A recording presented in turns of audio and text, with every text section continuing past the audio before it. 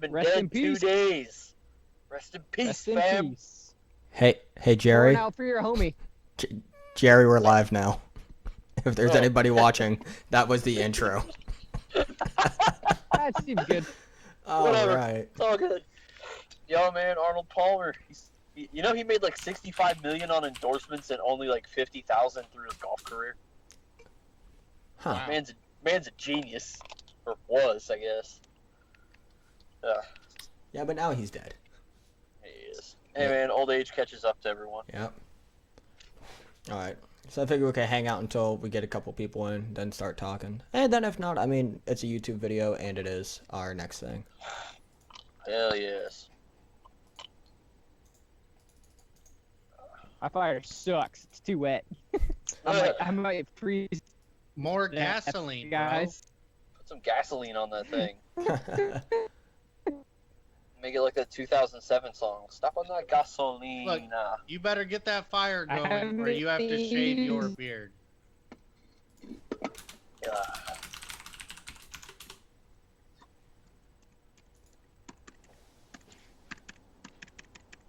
Alright. That's good. That's good. Oh, man. Rob, you're so loud compared to everybody else. Well, you're hearing everybody on, they're not going to hear how loud I am. I'm listening in my right ear to how we all sound right now through my phone. So I'll be able to okay. adjust as necessary. Gotcha.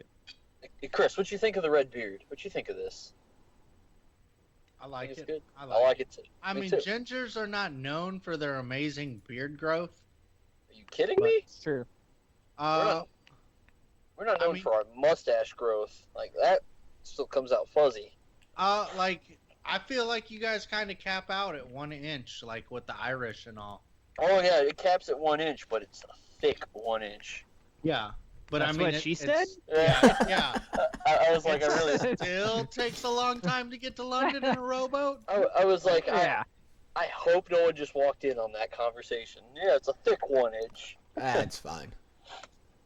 You just have to say your beard every 5 seconds, so anybody walks in gets the right message. And Exactly. then a picture of Alex pops up with the beard. I love it. Beard, 1 inch. My beard. It's only 1 inch thick. Ow. Beard. How big is your beard now? It's got to at least be down to your chest. No, he shaved No, I trimmed that. it up, man. Trimmed it. Yeah. We ain't trying to live. We ain't trying to do all that now. Well, I I was really did the hoping- year and then. No, I did the full year and then cut it down. Like I gotta be respectable and shit. Like Why? I'm doing like volunteer work now and shit. So What are you volunteering for? with the VA at school. That's awesome. I'm proud of you. Yeah. It's like I've actually done college and shit before, and like the training I did in the Navy was essentially college. So like, I'm helping all the young guns that were like, join the military at 18, don't know jack shit about college. Hell yeah. Yeah, you need to help me with math. I mean, I'm not a tutor. I'm just telling them to like not procrastinate and shit. Look, I don't want to hear your excuses. I need help with math. Just get smarter. Get smart. I feel like Yeah, if yeah. I could just purchase that, I would be okay, but it doesn't really work like that, so I need you to tutor me. I feel like as a nuclear physicist, this should be easy for you, because it's like, There was no physicist. don't play it down. He was no physicist. It was in.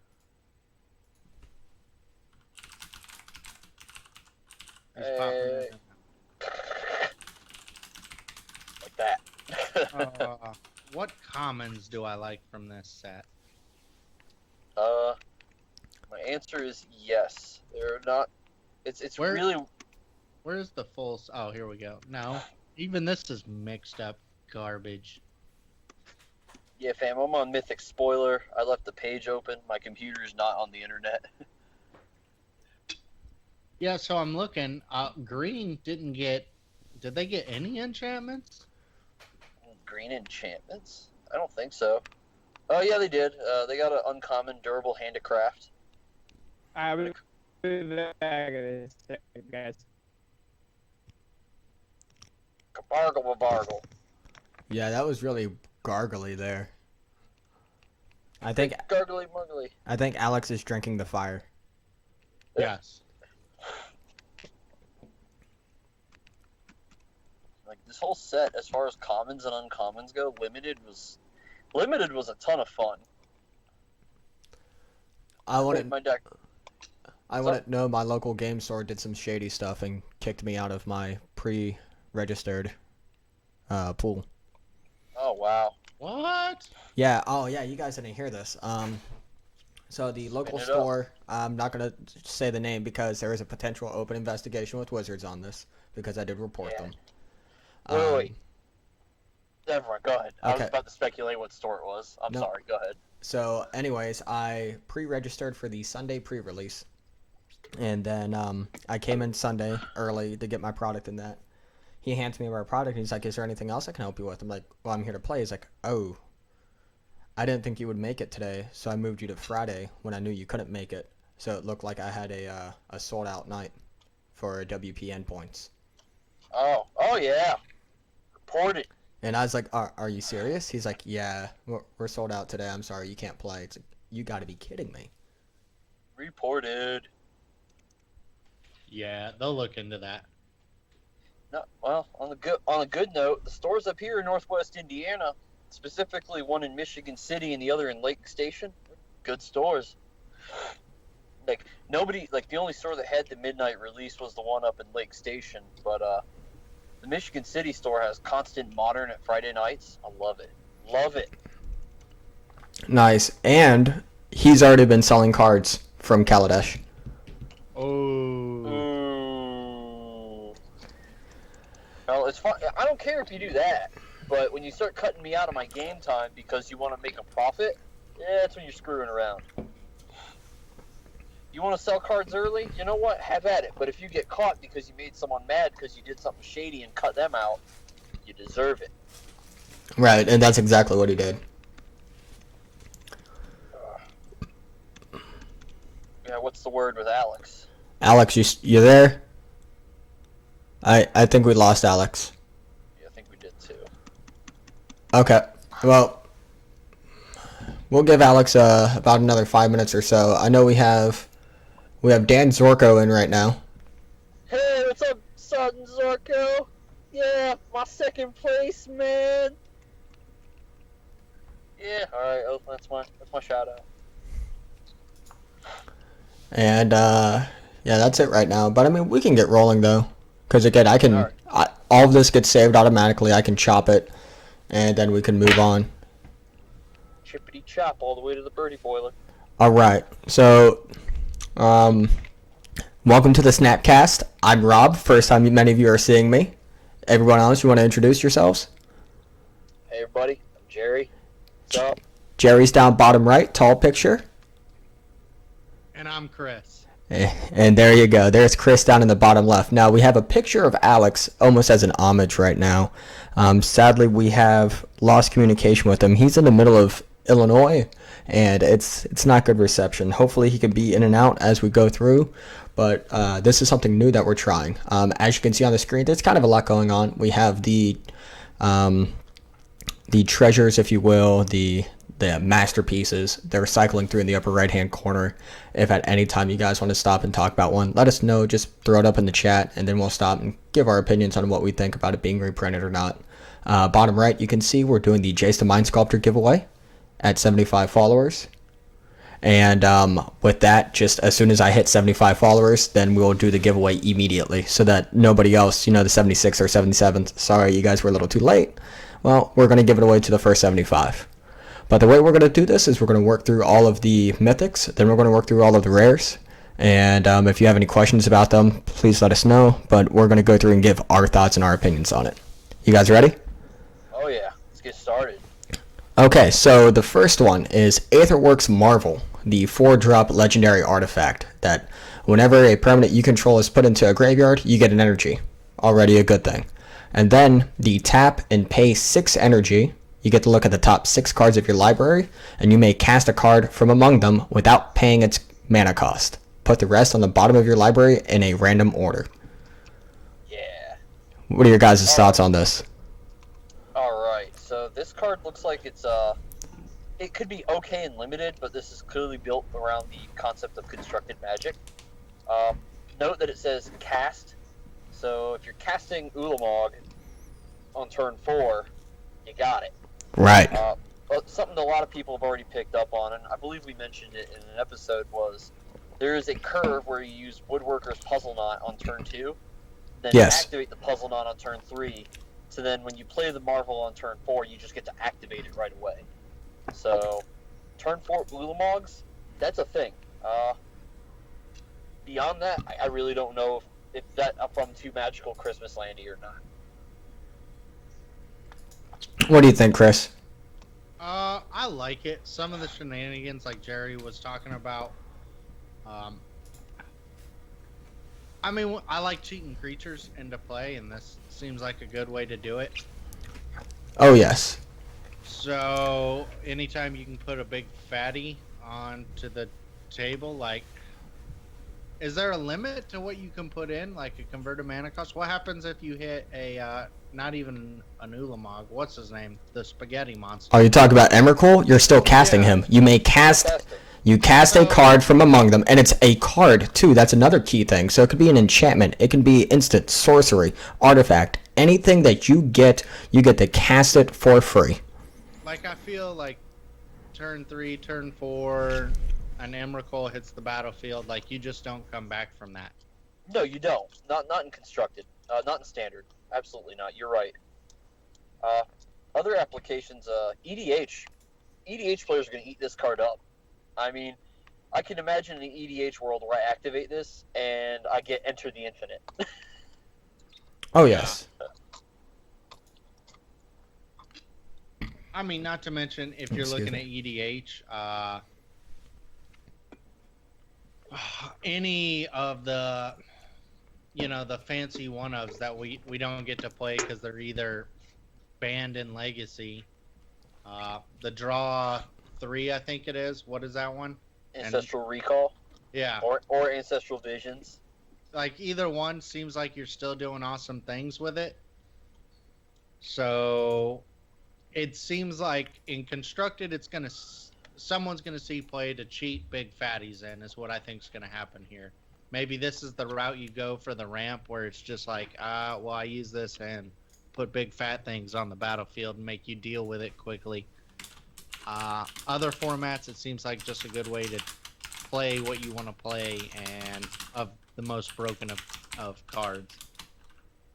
Note that it also says cast, so if you hit a card like cast without paying its converted mana cost, so if you hit a card like Living End or Ancestral Visions or the Red Wheel of Fortune from Time Spiral that didn't have the converted mana cost, this just they get casted. So this is another way to cheat those effects.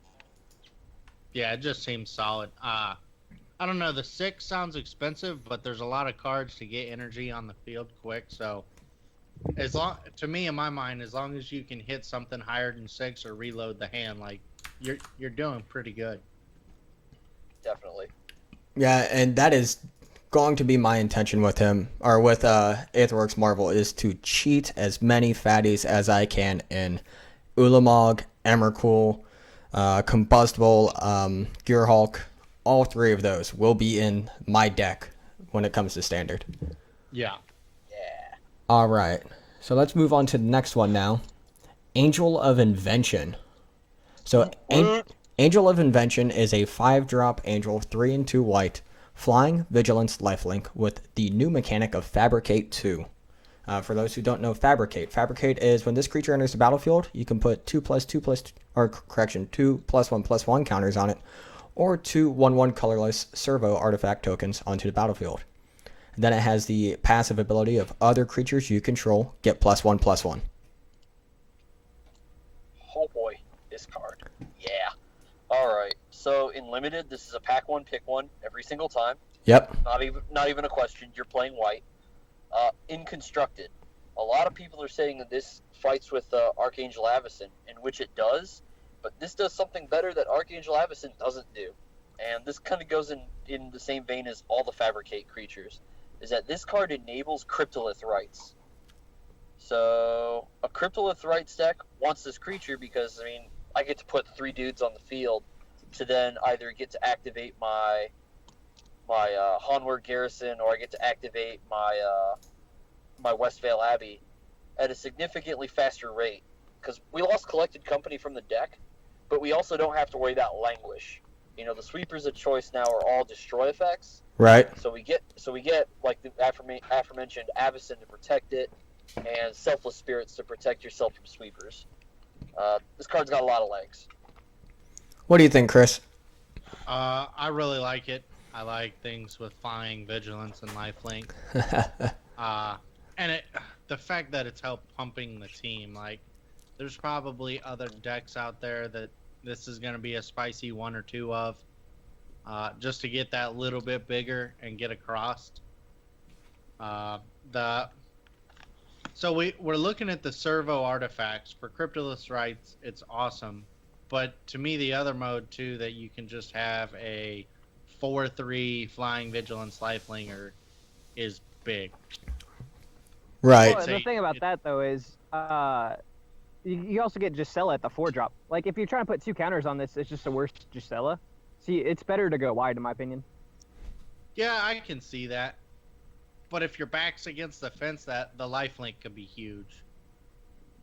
I mean, maybe you have Yeah, this for sure, and not, that's what not makes it good Gisela. too. Is you get the module. Like, you can choose different things. That's what makes these spells good. Yeah, and I've always liked it when Magic has set it up for you to make choices like Scry. I'm a big fan. I like the Scry mechanic because it makes you decide. You know, choose your own adventure, and you could decide right or you could decide wrong. Just hope you pick the right way.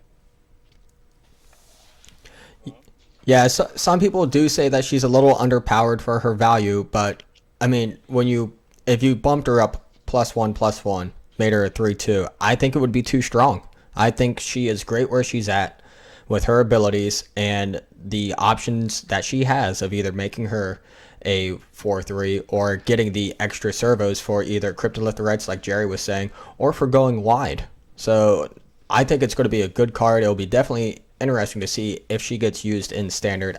I see no home for her in Modern.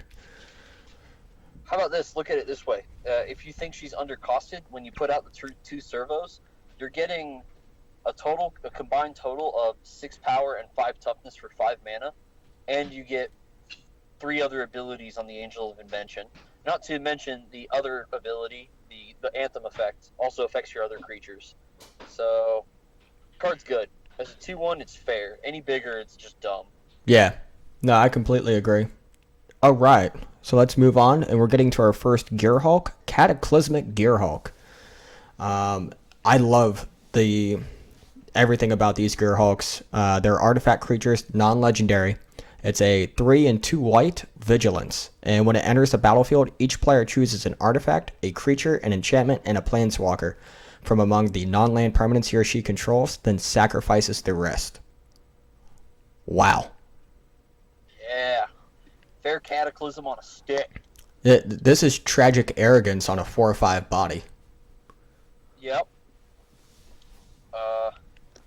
Card's good. I'm not saying it's not good. Well, the difference is your opponent. We just lost Yes. Alex. Oh. Choose what they want, though. Uh-oh. Didn't get that, Alex. What was that? Oh.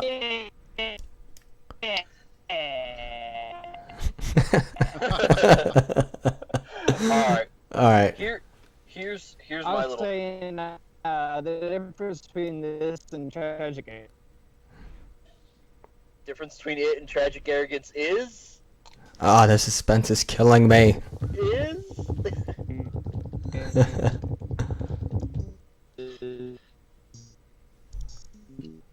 Comes fully equipped with auto tune. So this is what they say dubstep sounds like.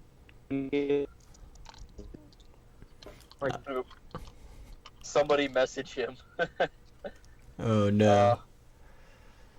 All right. All right. Well, here's my takeaway from it. The card is good. Tragic Arrogance is a good card, was a thing we used in Standard, has plenty of effects. I don't think it's going to be as relevant because we're in an artifact world. You know, this creature alone, yeah, sometimes it's going to get someone, but when everyone else is playing, their own copies of Gear Hulks and such, how bad is it going to feel when you activate this and your opponent still has Emrakul and they still have another Gear Hulk of their own on the battlefield? Yeah, that is it's definitely going to be punishing, and especially if they're cheating out Gearhulk with the Aetherworks Marvel or the Emrakul. That too. Getting cheated out is good. I do like that they did this, one for each color, and I like the added abilities with it. So the white one has Vigilance. As we go through the others, you'll see how they theme up very well, in my opinion. Yes. The whole Vigilance thing gets to attack into a dude, hold up a block, and it's combination with Eldrazi Displacer, being able to blink it and re-get the effect. And that goes for any Gear Hulk. But that one was just the easy one. It's like, oh, look, I get to keep the Displacer and the Gear Hulk because the Gear Hulk's an artifact. Yep. Displacer's a creature. Do whatever I want. Yeah, you can definitely keep your opponent just locked down when it comes to that. What about you, Chris? What are your thoughts? I'm a fan. It's a little expensive, but the effect, I think, is worth it. I mean, you got a 4/5 body, Vigilance, so that's some more text, and then you got a bunch of text below it that has an awesome power or an effect. And so I'm just really they're expensive, so that's the only part that kills me. Right. But they have so much text on them that they're worth their cost. If not, they're a little bit undervalued.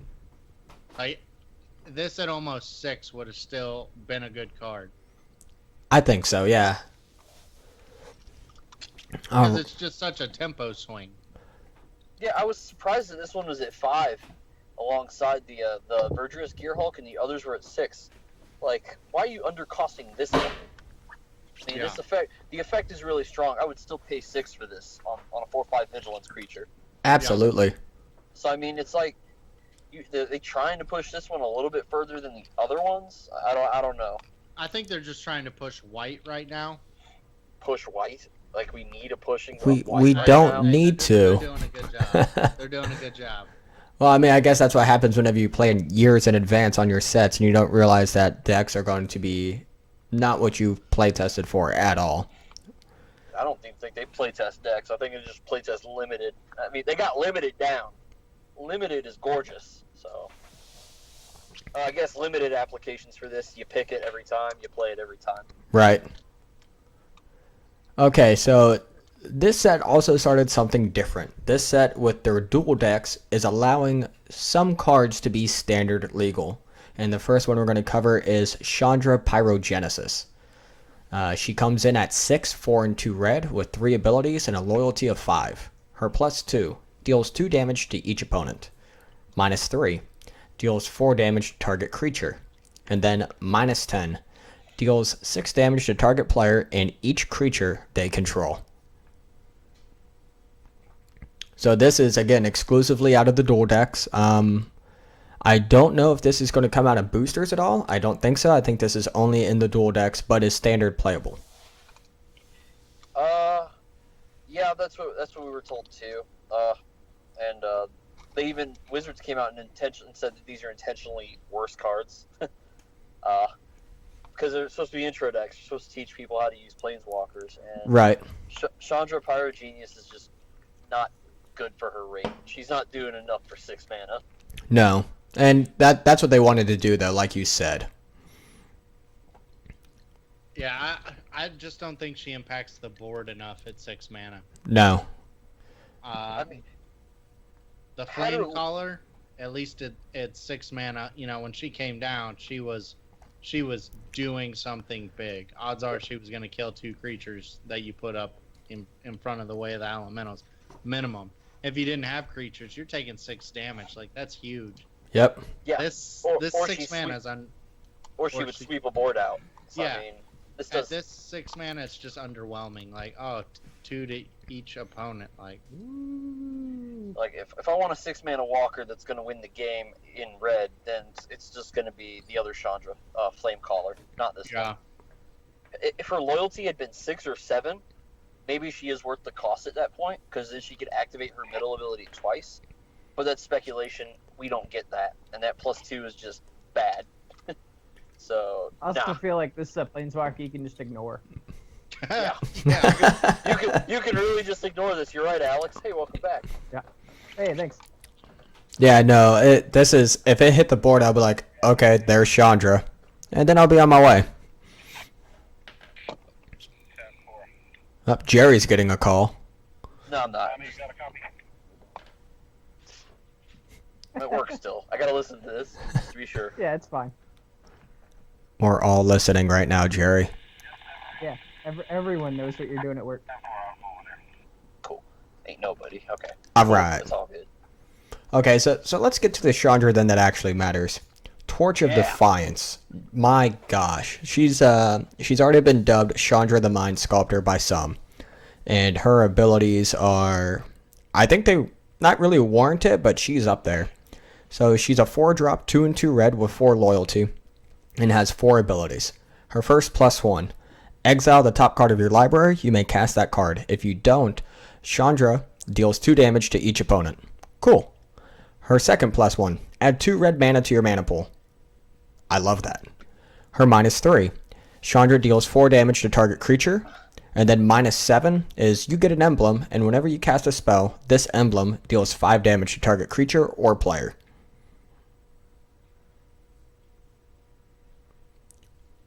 Love it. Huge fan. 2 +1s, absolutely love it. Both of which I think are decent. They're really good. You may cast, so you get pseudo card draw. If you don't like the card, it still does damage. Yep. If not, you put a planeswalker onto the battlefield, so opponents have to start thinking, how am I going to deal with this? You put 2 mana up in the air. Hopefully you cast something, or you're in a position to cast something. 4, her -3, 4 damage to target creature, so something's dying.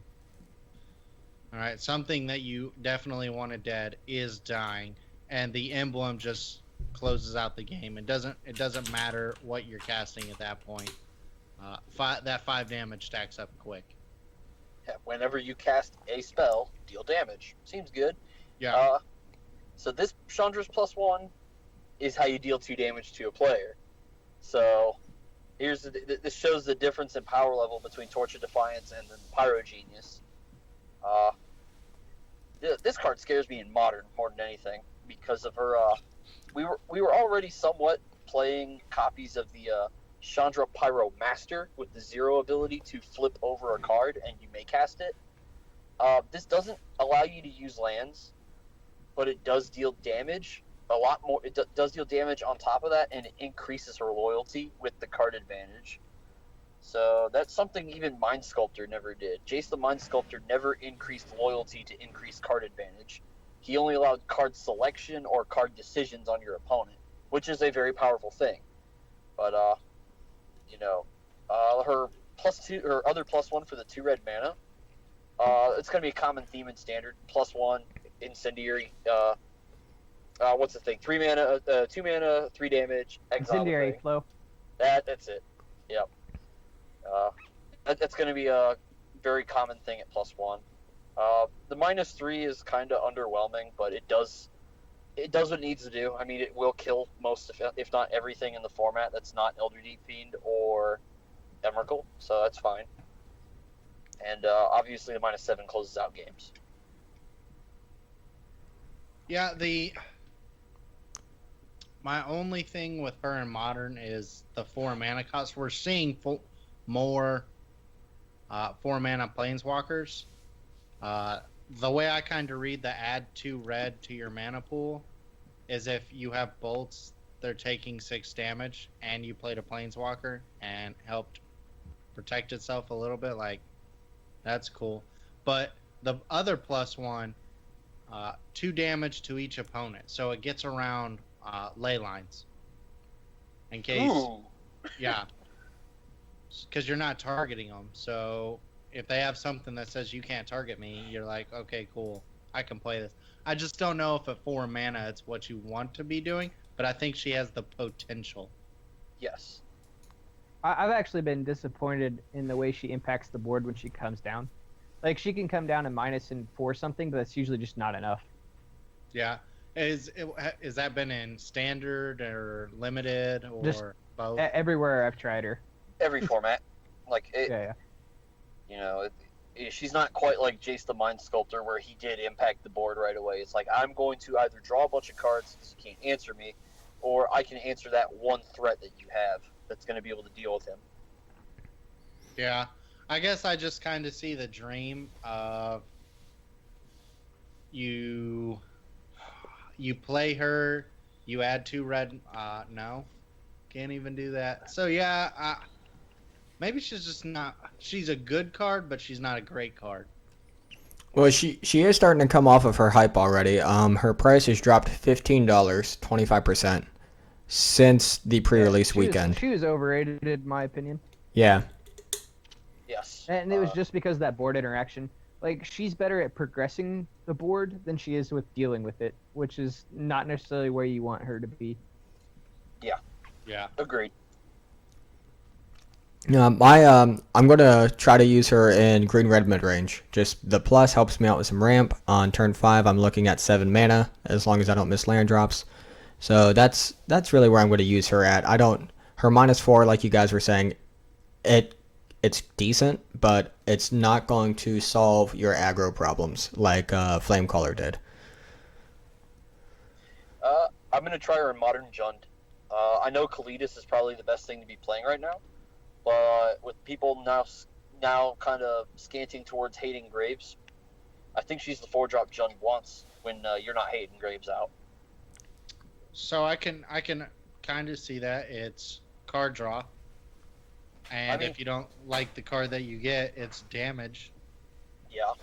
So the dream is turn 3 Liliana, turn 4 Chandra. What are you going to do about this? yeah, it puts John in a position that there essentially is no dead draw. It's either kill you or burn you, so that's pretty good. Yes, that's how I see it. And F4, I guess it could work. It just makes me worry about John in life game, but I guess if they can just get to scavenging ooze, they'll be all right. Yep. And I guess for limited sake, again, it's Planeswalker. You always play Planeswalkers in sealed.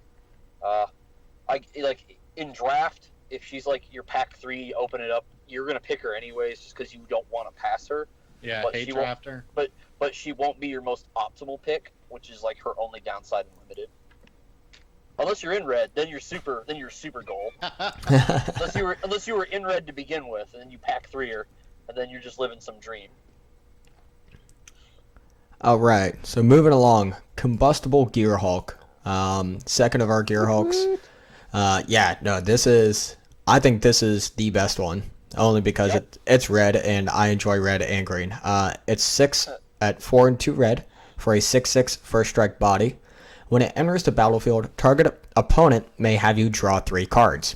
If that player doesn't, put the top 3 cards of your library into your graveyard. Then Combustible Gearhulk deals damage to that player equal to the converted mana cost of those cards. I mean, that paragraph alone. 100% this goes into Merge. Like, Every Merge time. just loves this card. Yes. Like, you're either going to let me draw 3 cards, or I mill over things that are higher CMC than they want to actually pay for them. Like, Elder Deep Fiend's an 8-drop for this to deal 8 damage, but it's only a 4-drop for me. Yeah. Or like, like Alex, I think you were playing like 2 of them in your deck, and I went up and decided to play like, I just want to play 3 of these things. Flipping, I mean, it enables Delirium if you're putting cards in the yard. If you didn't have it, now you do. Yeah. If you flip, Emrakul Elder Deep Fiend, you killed somebody. Like, that's kill. The card itself is an artifact, which helps enable Delirium if it winds up in the yard. And enter the battlefield, trigger off Aetherworks, Marvel, and so on and so forth. This is clearly the best one, and I think Wizards finally got the Punisher mechanic correct. Yeah, I do enjoy this Punisher. And you named it too. This is with your Aetherworks Marvel and your Wood Weavers.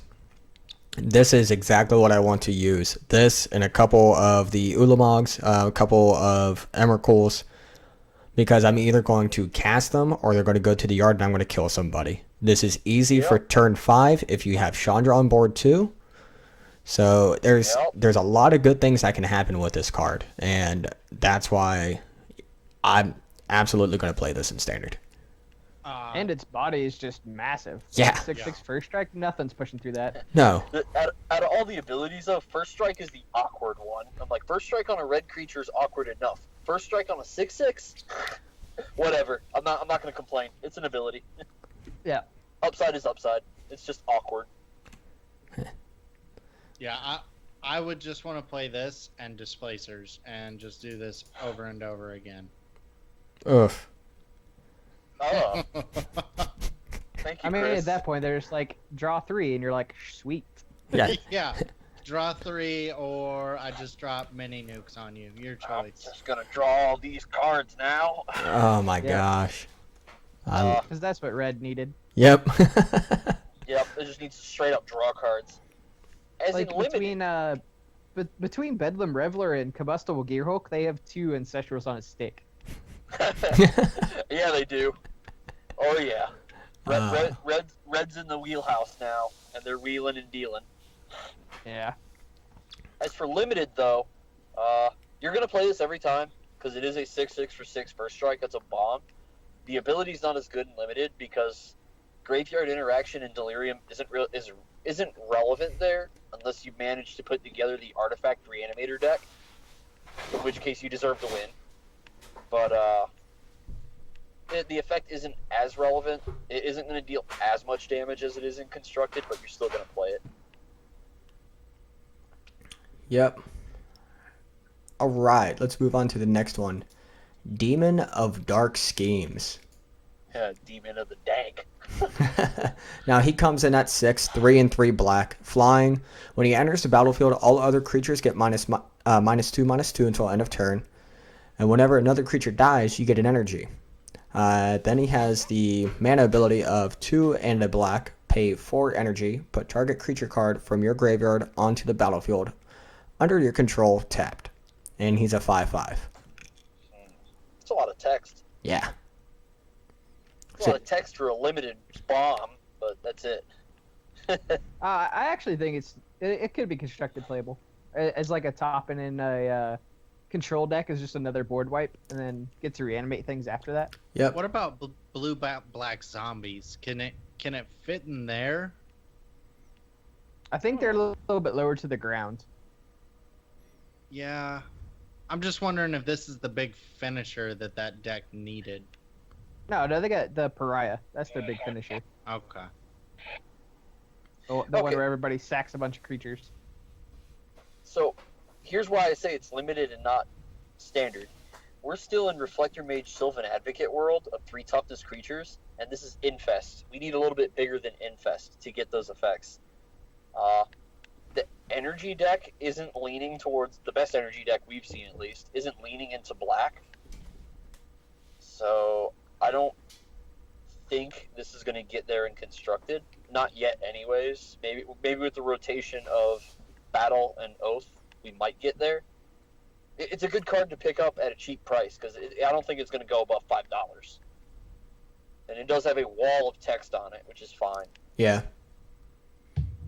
Yeah, the -2/-2 currently is tough. There's a lot of, like you were saying, 3 toughness creatures out there, so I don't know how valuable that's going to be come turn 6. But, I mean, if you're able to benefit from it, though, it's house, because you're going to get all that energy, and then you're going to be able to start bringing creatures onto the battlefield.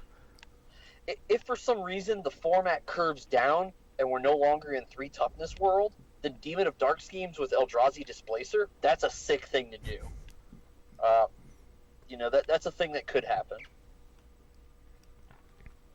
Especially if you do it twice in a turn, then give everything Languish, but then you lose your... You build your own Languish, you lose your Displacer, but you blow out the board and get all this energy to get it back. So, sure, Well, we got that. also keep in mind the energy production stays. It's anytime a creature dies, not just from its enter the battlefield effect. It's just if anything dies after that, you still get energy too. Yes, definitely. Yep. So no, it's definitely, I would say, something to keep an eye out for. I don't think it's going to be a major impact, but like you guys were saying, a control deck could possibly see this, either black, white, or Esper. In limited, you pick this up every time. 5/5 flyer for 6 is fine. Yep. With a whole lot of upside. Yep. All right, now let's get on to our second planeswalker, the Azorius Guru, Dovin Bond. Now he's a 4-drop also at 2, a white, and a blue. Comes out with 3 devotion. +1 until end of turn, up to 1 target creature gets -3/-0, and its activated abilities can't be activated. -2, gain 2 life and draw a card. And its -7 is you get an emblem with your opponents can't untap more than 2 permanents during their untap steps. This card is so good. I love it. I'm just happy they didn't have this back in Return to Ravnica Theros. Why couldn't they? Come on, man. No. We had Architect of Victory. We were fine. Yeah. We were good. We were good. You had it good enough back then. Quicken, Supreme Verdict. Eat it. Hold on, I never did that. That was too gimmicky. I did. No, I loved See? every minute of it. You, Bobby, it was miserable playtesting. See, yeah. Like, hey, look, blah, blah, blah, blah, blah. I'm playing my blow-ups and stuff. I don't Pretty even sure that like wasn't control, and I love this card. Don't even like it, but it looks Yeah, I don't know. awesome. I don't know if he's gonna see play right away. Obviously, like when a format first starts, it's very aggro heavy, and yes, he does protect himself, but I don't think he could take over an aggro game. No, it's only up to 1, so if they go wide enough, he's still going to get slaughtered. So, go ahead, Chris. I saw this. There's still a Bant deck around, playing more with the spirits to fill up some of that collected companies. Mostly spirits. It has Dovin Bane in it, and I watched it beat Modern Infect. I mean, there's there's a lot of times a modern deck can't beat another format deck because that's just not how they function. Yeah. But, like honestly, if Legacy Death and Taxes can't beat a standard deck. No, it can't. Definitely Yeah. not. Yeah, but I just thought, I mean, the -3/-0 was huge against it, and then I don't know, just whenever I see this card with stuff, all the spirits that you can get, because it still runs Selfless Spirit, it still runs, what's that crazy blue, 1 in a blue with Flash? Rattle Chains? Yeah, Rattle Chains, and then this, you still have the stupid mage, and it interrupts you so much, and it's just a giant pain in the ass. I love it. So, this card doesn't have to be in a control deck. Like, I look at this and I'm like, I could stick this in a Bant aggro shell, you know, alongside Tamio and Gideon. Like, the Bant aggro list all of a sudden doesn't, since you're not in collected company anymore, you don't have to play an arbitrarily large amount of creatures. And Dovin Bond helps you kind of get through if you were on like a board standstill. That's where I see it. You know, it plus Gideon and Tamio, that's a real strong board state, and that's very Super Friends-esque, where all 3 of them have a variation on creature control on a positive scale rather than being negative. So that's where I see it. As far as control, I mean, I don't think we're going to see a control deck in this format. I mean, it could be very well going into a tempo style deck, kind of like Blue White Flash or something like that, and just like you said, help push some damage through and stuff. Yeah. And also the card advantage is real. That'll grind out some games. Yes, it will. Sometimes just -2, -2, +1, -2 is a thing. You know, you do what you got to do to win a game. So some of these Planeswalkers coming out are good enough to make me wonder, do we have a possible Super Friends deck that's viable again? I mean, we have the Oath cycle, the Oath enchantment cycle from Oath of the Gatewatch with all these walkers, and Dovin Bond alongside Gideon and New Nissa and Nissa Voices Even to an Zendikar. extent, yeah, oldness. That's what I was about to say. They all have plus abilities that protect themselves. So I think there is a Super Friends style deck that's like possibly 4 or 5 color. It's not wrong. I mean, it's just as simple as you put Oath and Nissa in. Now you're not really worried about color so much. And maybe if you wanted to get spicy, Oath of Gideon, and you're just getting there faster, like, you're probably not going to deal with all of them. I got a whole Super Friends package. Exactly. Like I think it is a I mean, real Oath of Gideon and possibility. the new Nissa is hot. Yeah, that's hotness right there. Just immediately emblem. Seems Ah, good. jeez.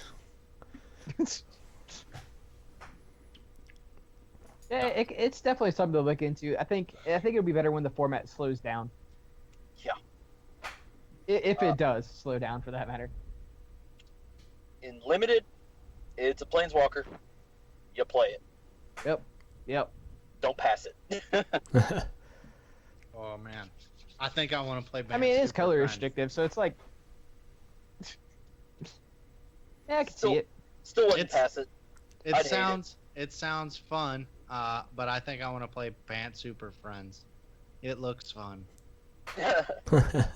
You can even splash a color like splash black or red. Oath of Nissa makes it real easy. Oh yeah. I think I just got 3. I think I just got 5 colors because reasons.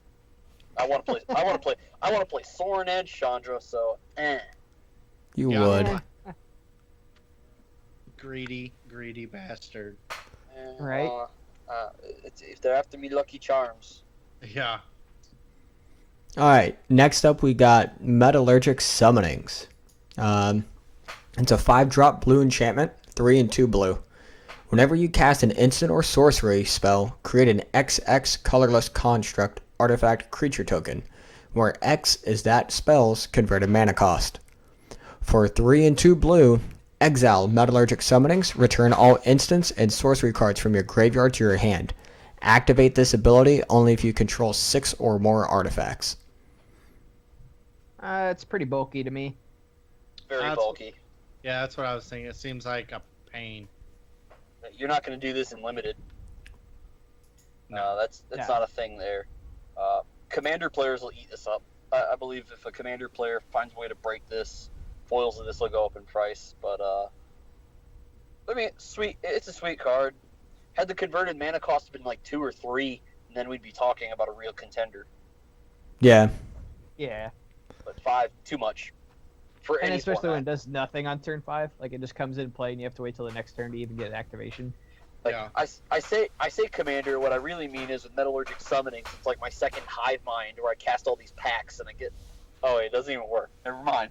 Yeah. I You Just, get just, nothing, Jerry. just realized my buffoonery here. I would have loved to You get play a it this with 0/0 that Treasure immediately Cruise. dies.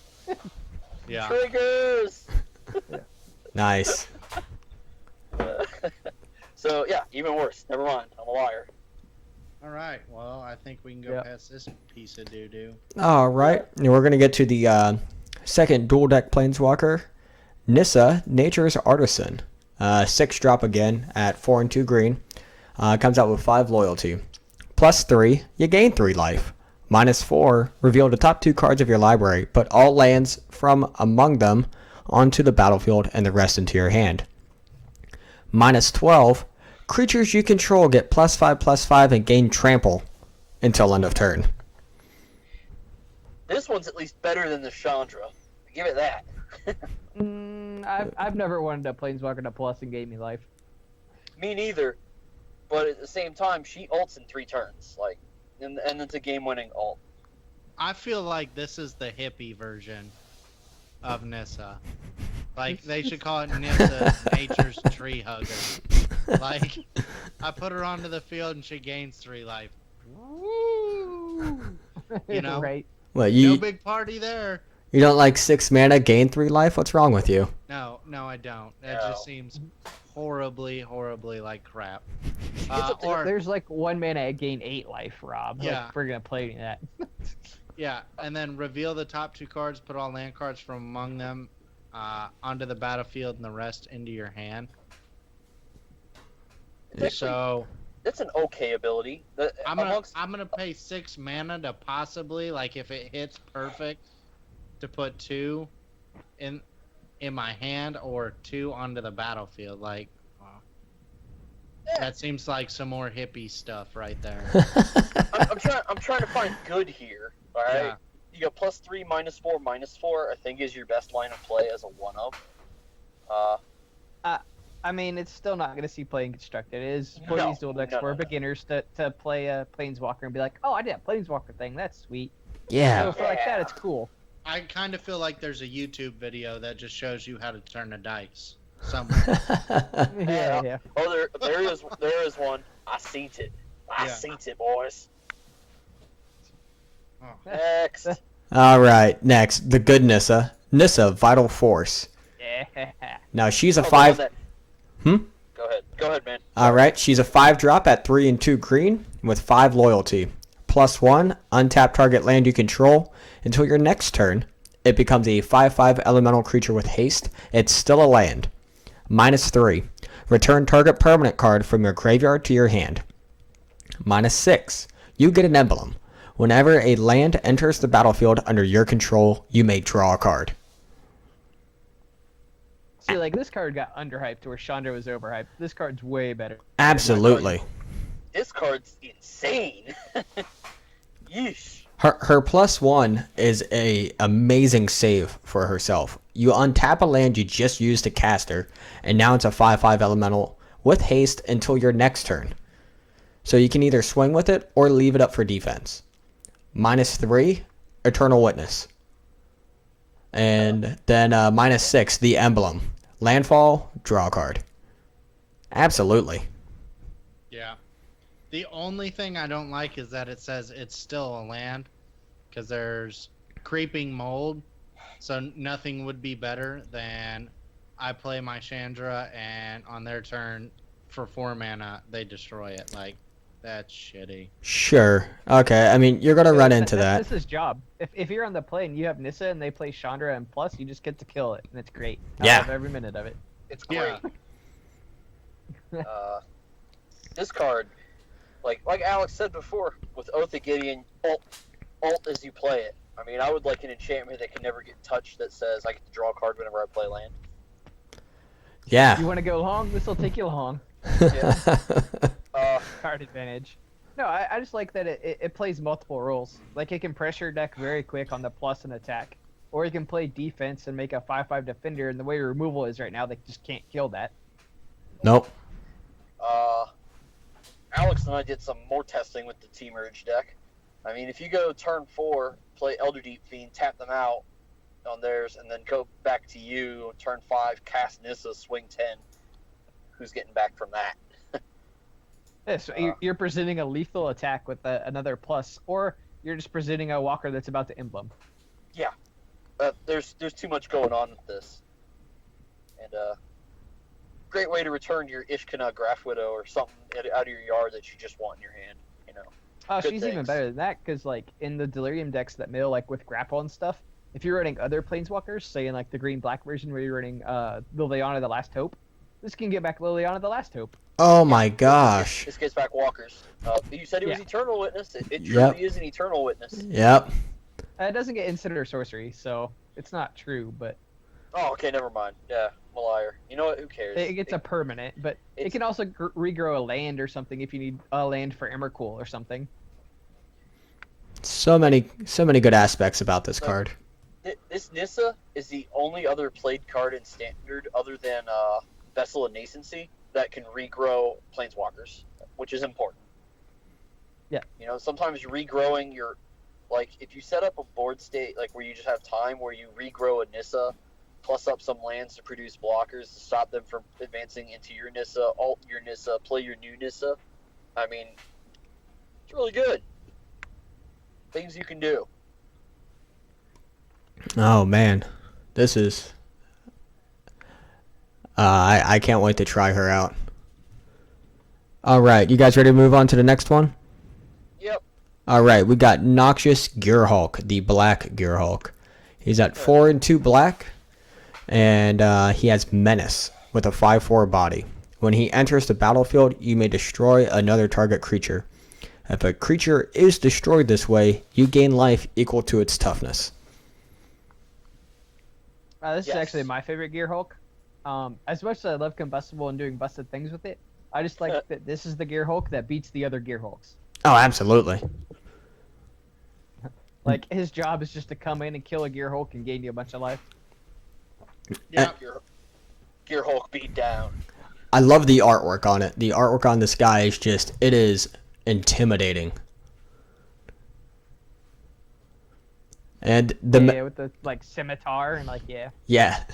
And the Menace ability, that's always good too, and its life gain. Yeah, definitely. Card's good. You're gonna play it in limited every time, and they finally got like the original Titan cycle, like Grave Titan had Death Touch, which was a little weird, but now this one has Menace, and that makes sense. So good job. Yep. Card's good. You'd play it every time in limited. Oh, absolutely. and also people just forget how good Menace is sometimes. Because like sometimes this is just unblockable. It's super powerful. Like one of the common themes in this limited set is there's a lot of flyers and a lot of Menace. There is a reasonable, as I did for my pre-release, there's a reasonable red white black Menace flyers list that's running around, and you can do that. Oh no, I had fits red into black Menace in one of my pre-releases. I got the Noxious Gear Hulk, and I also had 4 other Menace creatures. But yeah, card's good. Necrotol was good, and this is better than Necrotol with a whole lot more upside. Yeah, Necrotol is one of my favorite cards ever, so I'm all about this card. All right. So next up, we got Rashmi, Eternity's Crafter. 2, a green and a blue, for a legendary elf druid. She has a 2/3 body. Whenever you cast your first spell each turn, reveal the top card of your library. If it's a non-land card with a converted mana cost less than that spell's, you may cast it without paying its mana cost. If you don't cast the revealed spell, put it in your hand. Yeah. It's like Cascade, but they kind of fixed a little. Sweet card is sweet. I don't know how I mean- playable it is in Constructed, but it's a limited bomb for sure. Absolutely, you'll play this in limited every time. If you can Pulls you untap, so far ahead. if you can untap with this in constructed, and you're playing an extremely proactive strategy of some type, then yeah, this is going to be pretty busted card all in all. At the worst, it just lets you draw a card. Yeah. Yeah. Cast I mean, it, it's cast a spell, draw a card. That's fine. if every spell was a cantrip, would you play it? So I mean, that's reasonable. Small body for constructed for the mana cost. 2/3 for 4 is a bit of a stretch. And 3 is problematic because there's actually fiery impulses coming. Not fiery. Fiery temper is coming back, and as well as the harness lightning. Yep. 3 is a real risk in standard right now. Yes, thank God. It's like 3 toughness may not actually be enough to get through. Yeah, I Chris, think that's the new most things kill at 3 mana, or 3 toughness. So you want to go to 4 as much as you can. Chris, got a question for you on this card. Yeah. Does this have application in modern or legacy elves? Because I know those are your decks right there. So, the 4, it being 4 is what makes it weird. Because Modern Elves is playing they're playing Coco right now, just for card, get more creatures out there as fast as you can. And the fact that it has blue. Now, some people are tinkering with Coiling Oracle, so if you say, hey, blue, something I want to be in, yeah, this could work. I pay 4 instead of trying to stay at 3 and below, but I get to cast another one. So if you hit a 1-drop and you get to cast it for free, is this really a 4-drop or is it a 3-drop? Yeah, that's a good point. When I originally looked at it and asked you the question, I felt like it was build your own glimpse of nature. That's where I was kind of going with it. Yeah. So I do like it for that. especially if if it is good card draw. It's just the 4-drop at 3 power in modern that worries me.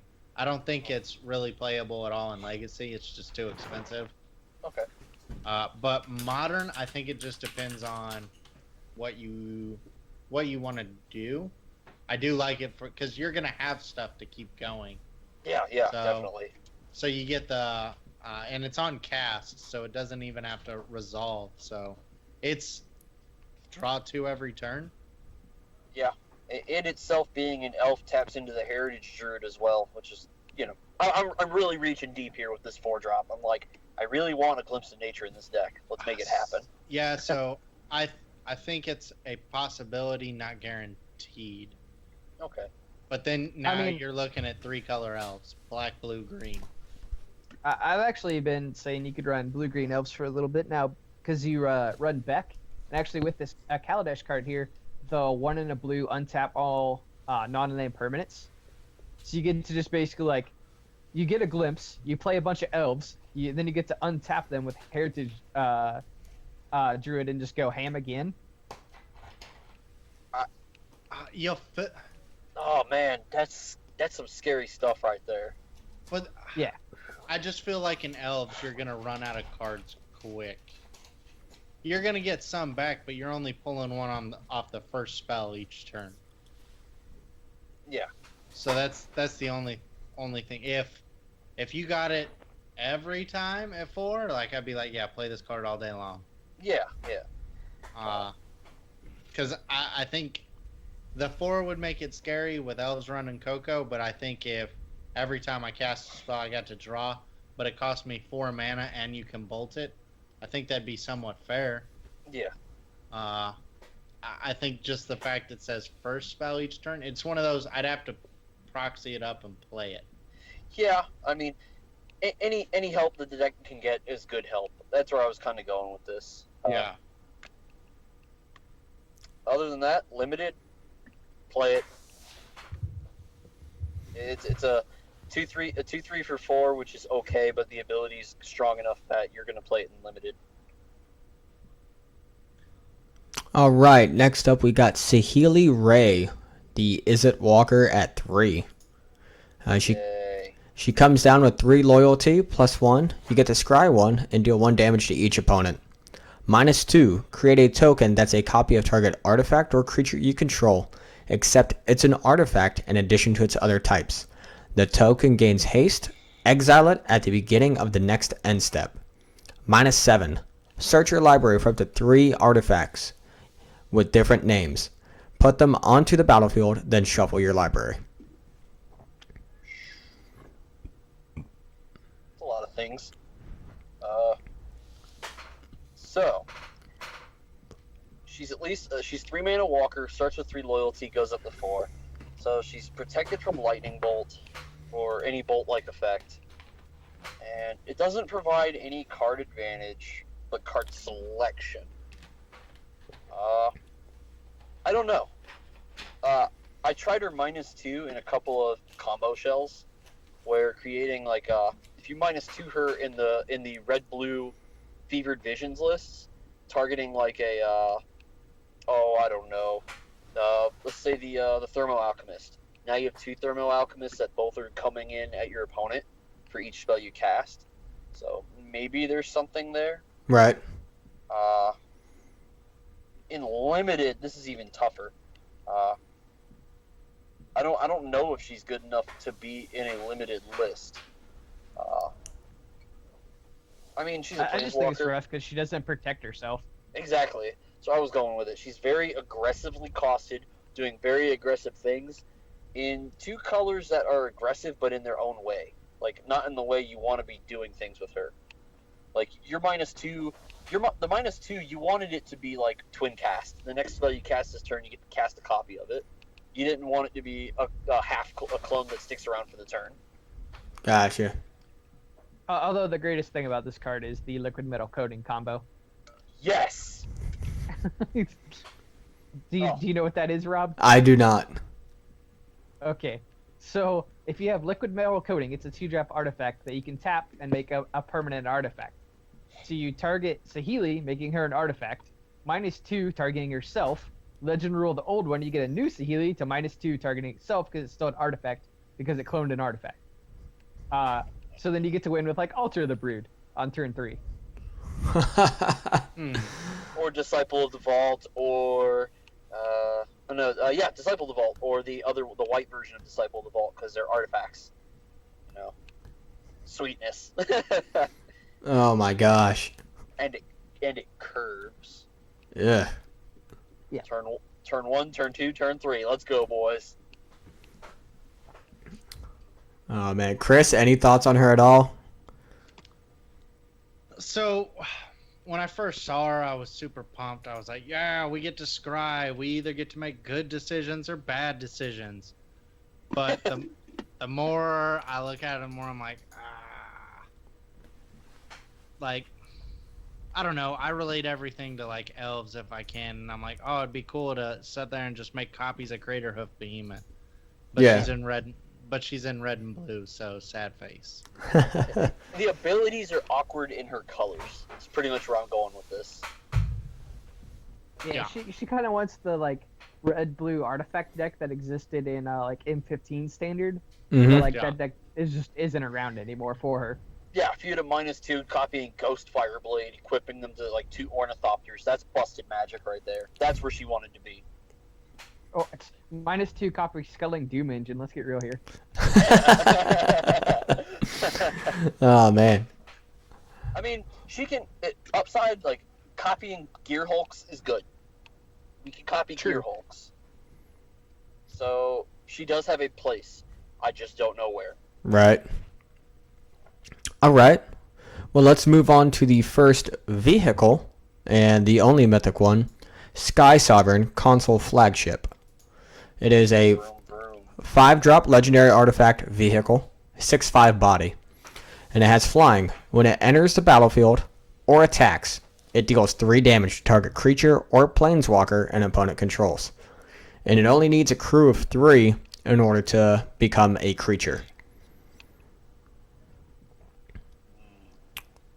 Okay, so I have a new way of evaluating vehicles that I think is a better way to look at these things, and that is that their equipment that equip for 0 and then give the creature they've equipped to haste. Because basically you play a creature, it's summoning sick, but you still get to crew that turn. So if you look at things like that, it makes like this basically gives every 3-power creature in your deck haste, flying, when it attacks, deal 3 damage to something, and probably plus some power. Right. So equipping for 0 is really good, and there's a lot of upside to each equipment. Oh yes. Yes. And I Go do ahead. I do like that. You know, you can use creatures that have just entered the battlefield for this crew mechanic. It's just like with Convoke, whereas you could tap any number of creatures to get the mana off. So no, I definitely do enjoy this mechanic. I like the pseudo Inferno Titan ability it has, and I don't know though. I didn't get to play with vehicle. I didn't get to play with the mechanic to see my true opinions on it, but it seems like it could be something that's a thing. Vehicles are real good. I'm just gonna throw that one out there. I think, in my opinion, this was another cost reduction mechanic that Wizards fucked up, because crewing these things is real cheap. Yeah. Oh. And like, So, most of these vehicles are pretty aggressively costed as well. Yeah. Weirdly, go ahead, Chris. So let's say you go off the deep end, right? And you're like, I'm gonna play aggro. I'm gonna play 1/1s for 1. So at some point I've made it to 5 mana. And I got a whole army of little 1/1s, but they got like a bunch of crap that just gets in the way. Wherever I paid that 5 mana, now I pay essentially 3 mana. I get a giant ship that flies and deals 3 damage to a creature or planeswalker. And that's if you're only playing 1/1s. If you got a 2/1 Well, or something else in there, Yeah, you it's- could it- be paying it's 2 funny you mana mentioned for 1/1s. 3/2. Go it's ahead. funny you mentioned 1/1s because 1/1s get to crew Smuggler's Copter, the most busted vehicle in the set. Yes. So, Like, looking at this vehicle, Sky Sovereign, in comparison to the other ones, this one's the more fair one, actually. Because the deck you want to play this in is some type of mid-rangey deck, where the creatures that are in the mid-range deck are all bigger already, and you're just going to get like one activation out of it to give your Sky Sovereign the hit. But after that, are you really tapping Gear Hulks into this, or are you just going to attack with the Gear Hulk? I mean, it's situation dependent. I've learned with vehicles in general, the better ones, the more busted ones, all tend to have crew 2 or less. Crew 3, I think, is a real defining point, because I mean the creatures we're playing, like I said, Sylvan Advocate, Reflector Mage, are your best creatures, and those are more times than not 2-power creatures. So that's where I kind of go. This is the more fair one in comparison to like Fleet Wheel Cruiser or Smuggler's Copter. Those ones are pretty shenanigansy. To note, this one does have its enter the battlefield effect regardless if it's an artifact or a creature the turn you have it. So I mean, it comes in, it's going to do 3 to something right away. There's only one other vehicle that does that, and that's Cultivator's Caravan, which taps for mana regardless if it's a vehicle or regardless if it's an artifact or a creature. So that is a good Cruiser thing. enters as a creature. I mean, their ability, like, it has an ability on it beyond like all the other ones require them to be like creatures for their abilities to work. Cultivator's Caravan doesn't require it to be a creature to work, and Sky Sovereign doesn't require itself to be a creature to deal the first instance of damage. I and get what you're saying, yeah. And it doesn't combo with Eldrazi Displacer unless you crew it with the Displacer. So it gets it's like it's awkward because you want to attack with the Displacer after you get the Arc Lightning effect, or rather it's just a Lightning Bolt effect. But you won't be able to outside of just the Sky Sovereign itself. So there's a bit of weird interactions here or there. It's not completely busted, but it is a very good card. Chris, you got anything on Sky Sovereign before we move on? I like it. Flying 6/5, it's big. It gets in the way. It gives you something to do with creatures that aren't affecting the board state. But I can kind of get down with it's probably one of the more fair ones. But that just reoccurring 3 damage, if they don't find a way to deal with it quick, it's gonna add up. Yes. With a lot of the creatures in standard right now. Oh, yes. Oh, I forgot to mention, this is a solid 5 out of 5 in limited. Every deck can play it. Every deck wants to play it. Oh yeah. Unlimited is the house. All right, so let's move on then. Torrential Gearhulk, the blue one, coming in at 4 and 2 blue with Flash. When it enters the battlefield, you may cast target instant from the graveyard without paying its mana cost. If that card would be put into the graveyard this turn, exile it instead. And it's a 5/6 body. Snapcaster Gearhulk. What's up? They're calling it Fat Caster. Fatcaster. Alright. I like it. Again, I mean, so it does have Flash. It is big. So a control deck wants to play this. We did play, what was it called again? Welking something back in Time Spiral, where it had that 6-drop cost to counter something. So, I mean, this is very comparable to that. This is probably the worst one, I think. If we had to rate them. I don't know if it's the worst. It just changes the way you play control. Now you get to run more things like Skywhaler's Shot or emulating Glare. So that way, if it comes into play into combat, it actually gets to destroy a creature rather than just counter a spell. Yeah, it does have that going for it. It's a fine card. You're going to play it in limited every time, just like all the other mythics, almost all the other mythics in this set. You're just going to play this in limited every time. Yeah, no, I do enjoy it. Definitely something good for the control player to hold up for the end of an opponent's turn, and the being able to cast target instant spell. That's always going to be a good thing. Um, outside of that, I think this. Hmm? I think this card will see playing control. It's just, I mean, week one control can't exist. right? So we'll see what aggro deck dominates the first. Then mid range will try to beat that, and then this card is actually extremely good at beating mid range because it's either going to come in as a 5/6 body that they might not be able to deal with that blocks and kills everything. It also flashes back a kill spell or a counter spell. Like it does a lot. Yeah, The only thing that really hurts this card is that it doesn't grab sorceries, which was a little saddening. Well, once again, we just get to run instant kill spells, Yeah, which we but I want to mean, do anyway. yeah, but I can't ruin his path at instant speed, or I can't even ruin his path with it at all. So I mean, it limits True. the way the deck is going to be built around this. Clearly, you have to have some incremental amount of instants that you want to be casting in order to play this card. yep, Well, even stuff like Blessed Alliance, you want to be casting anyway. That you get to snap that back. Sure, but like yeah, you want to be doing that, but in comparison to most of the other Gear Hulks, like even Combustible Gear Hulk, not in a let's say we don't put it in a T-Merge shell, we're already playing Gear Hulks and we're playing big things. You're going to want to play it, and doesn't matter what effect you're getting, you're just going to get that effect. All the other ones tend to have just good abilities in a vacuum. This one's a little bit tougher to utilize. Yeah, I think he's more build around. Yeah. Like he's not necessarily worse for that reason, because when you do get to build around him, he'll be great in that shell because it will Yeah, be he'll kind of designed he'll with be him in mind. he'll be great in that shell, absolutely. It's just the best removal in standard. Like ruin. I wanted this to flashback ruinous path. Ruinous path, but I'm not gonna be able to. That's what I really want. Sure.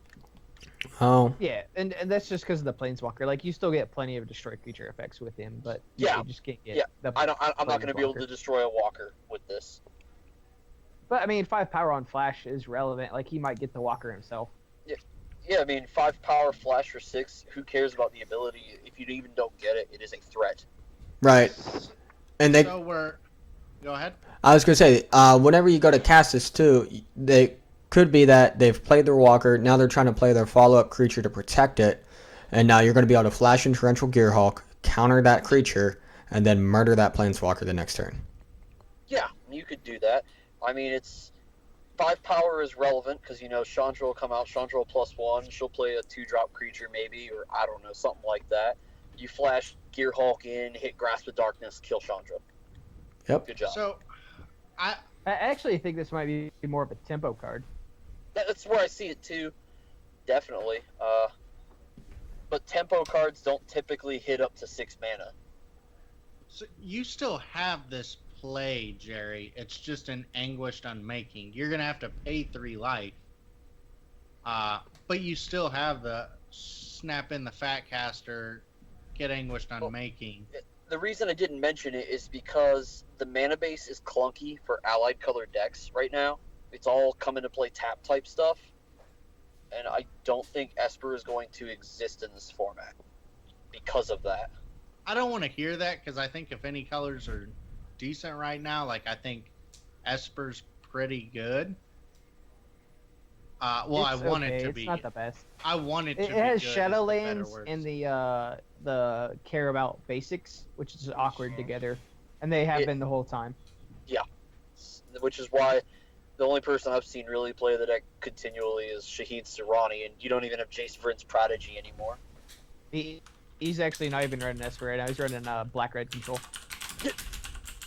Alright, I like it. I like it. All right, and then we move on to the last mythic, and that is Yep. Verdurous Gearhulk. I'm sure I butchered that name, but I don't care. All right, so Verdurous. this is another 5-drop at 3 and 2 green with trample in a 4/4 body. When it enters the battlefield, distribute 4 +1/+1 counters among any number of target creatures you control. Yeah. This is simultaneously the best and the worst one. Yep. Like depending on board state. Yep. Like if it's him by himself and he's like, I guess I'm an 8/8, don't kill me. He's probably not the best. But if in Yes. like a green-white token shell, he comes down with 4 other creatures and just anthems everything, and then he's probably really good. He's almost the same thing as Angel of Invention, where you never want to put the counters on him. You just want to spread it out. Right.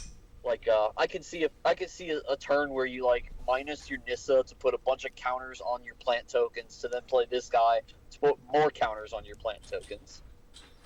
Yep. Yeah. Just get things out of range of the no sweepers. Yeah. Like cause Elixir turn. That's the only thing you're trying to dodge. But I mean, an 8/8 for 5 with trample, that does beat through Elder Deep Fiend. True.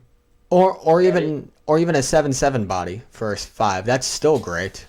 Yeah. I mean, if you make it a 7/7 and put the +1/+1 counter on a Sylvan Advocate, so now the Sylvan Advocate staring match is over. Yep. Just little things like that. This card has a lot going for it. I like the card. This card actually falls into the vanilla argument, which is what is the biggest creature for the lowest cost like vanilla that you would actually play? And I think an 8/8 for 5 is like pushing the vanilla test. I think it's reasonable. It's an 8/8 for 5 with no real protection. You know, it can be killed just about anything, and it is an enter the battlefield trigger, so you can respond to the trigger with Grasp of Darkness. Exactly. All right, so with that is the end of Mythics, and we're going to move right on to the rares. Everyone still good? Anyone need a water break, anything like that? I'll get some I'm more good. tea, but I'll just pop in and out as we go. All right, let's go ahead and move on to the first of the rares, that being Aether Flux Reservoir. This is a... Yes! Oh my gosh, Jared. Calm down. It's combo and standard. You don't know. Sure. You don't know yet, Rob. I don't. I'm going to read the card, and then we'll be good, even though I'm sure everybody already knows the card. It's a 4-drop. Whenever you cast a spell, you gain 1 life for each spell you've cast this turn. Key. It's a build-up. Pay 50 life. Aether Flux Reservoir deals 50 damage to target creature or player.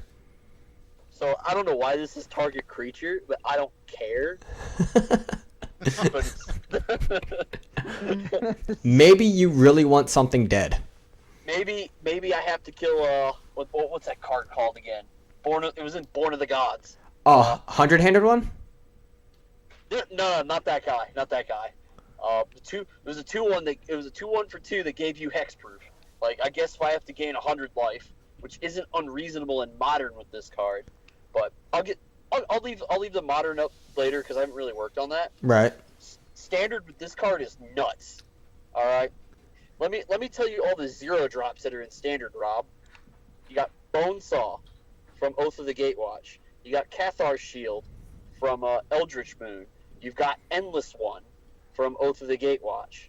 So that's 12 0-drops right there. Then you also have copies of you have 2 cards in the format that give colorless cards that make them cost 1 less. In the red, blue, and 1 Eldrazi, it's a 2/4. Uh-huh. Being a 2/4 is relevant. It is not going to get blown up by red removal, and it makes your colorless spells cost 1 less. Herald of Kozilek, thank you. And then you have Foundry Inspector, the uncommon in this set. It makes artifacts cost 1 less. So now our Terrarions are free, and Prophetic Prisms are dirt cheap. So I've got all this build-up, and the math was done behind this, that if you cast 9 spells with this on the battlefield, you're going to gain 45 life, which is enough to kill an opponent. So that's the goal. The goal here is to cast enough spells at the same rate you would kill someone with a Tendrils of Agony. I just said Tendrils of Agony. Yes, I know, and that's why you're excited about this card, is because you're all like Legacy Storm.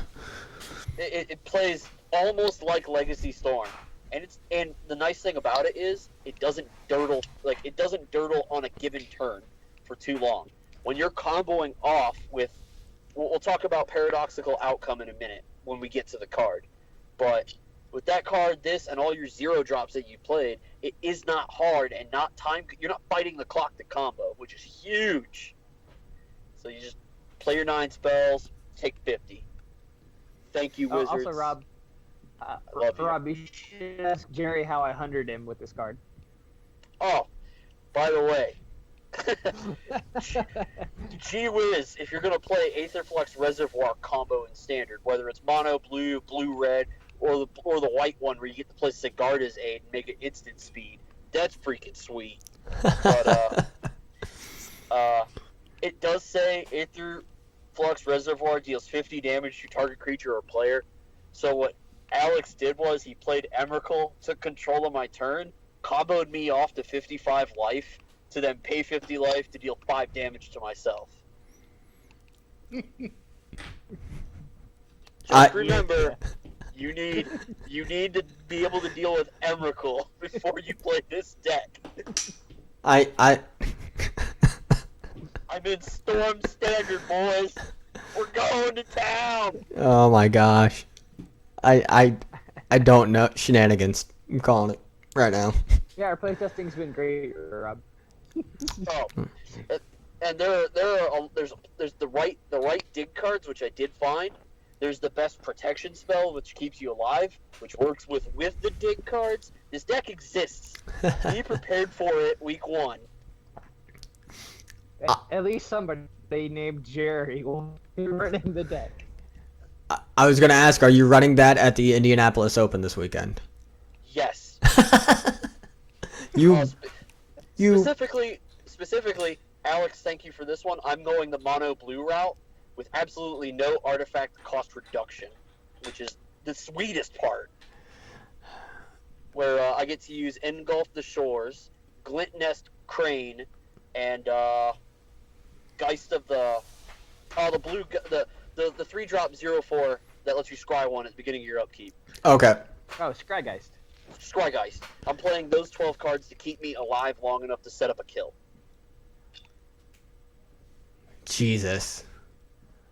All right. Yeah.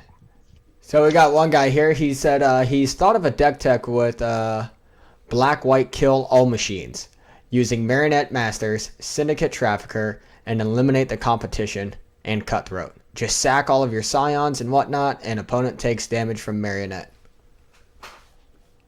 I love you people. That's sweet. I need to read these cards. I need to do these things. I need to combo in standard, just like I do in Modern and Legacy. Oh man. Yep. All right. So let's move on to this. Chris, do you have anything on Aetherflux Reservoir at all? Not really. I just want to see. I want to see people combo with it. It looks fun. I know our commander player on the sub, he wants to use this as his win condition. And he said his goal is just to kill everybody with this one card. Oh, and Commander, this is broken in Commander. It's not even reasonable. So Aurora says hi. I just want to see Soul Sisters win with this. That's all I want to see. No. Like, oh, your big thing, it's in the way. Well, I'll just pay 50 life because I only gain like a metric ton of life. So And actually, I'll just. you shoot the creature? No, Chris. Shoot the player. No, I want to shoot what I want to shoot. Oh man. All right, so let's get away from a. Also, Oh no. Alex went auto tune on us. Internet vomit, go. All right. That's auto tune. Don't worry about that. That's supposed to happen. He's dropping those sick rhymes. Them beats. yeah.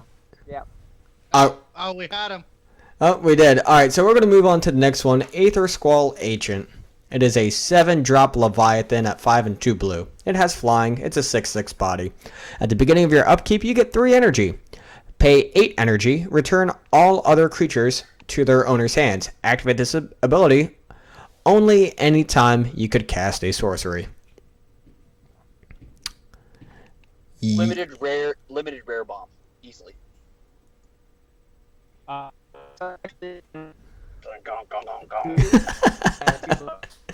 For those just tuning in, Alex is joining us from Podunk, Illinois. So sorry for the terrible internet. It ain't even that podunk. He's just in between 2 cell towers that don't reach each other. So close.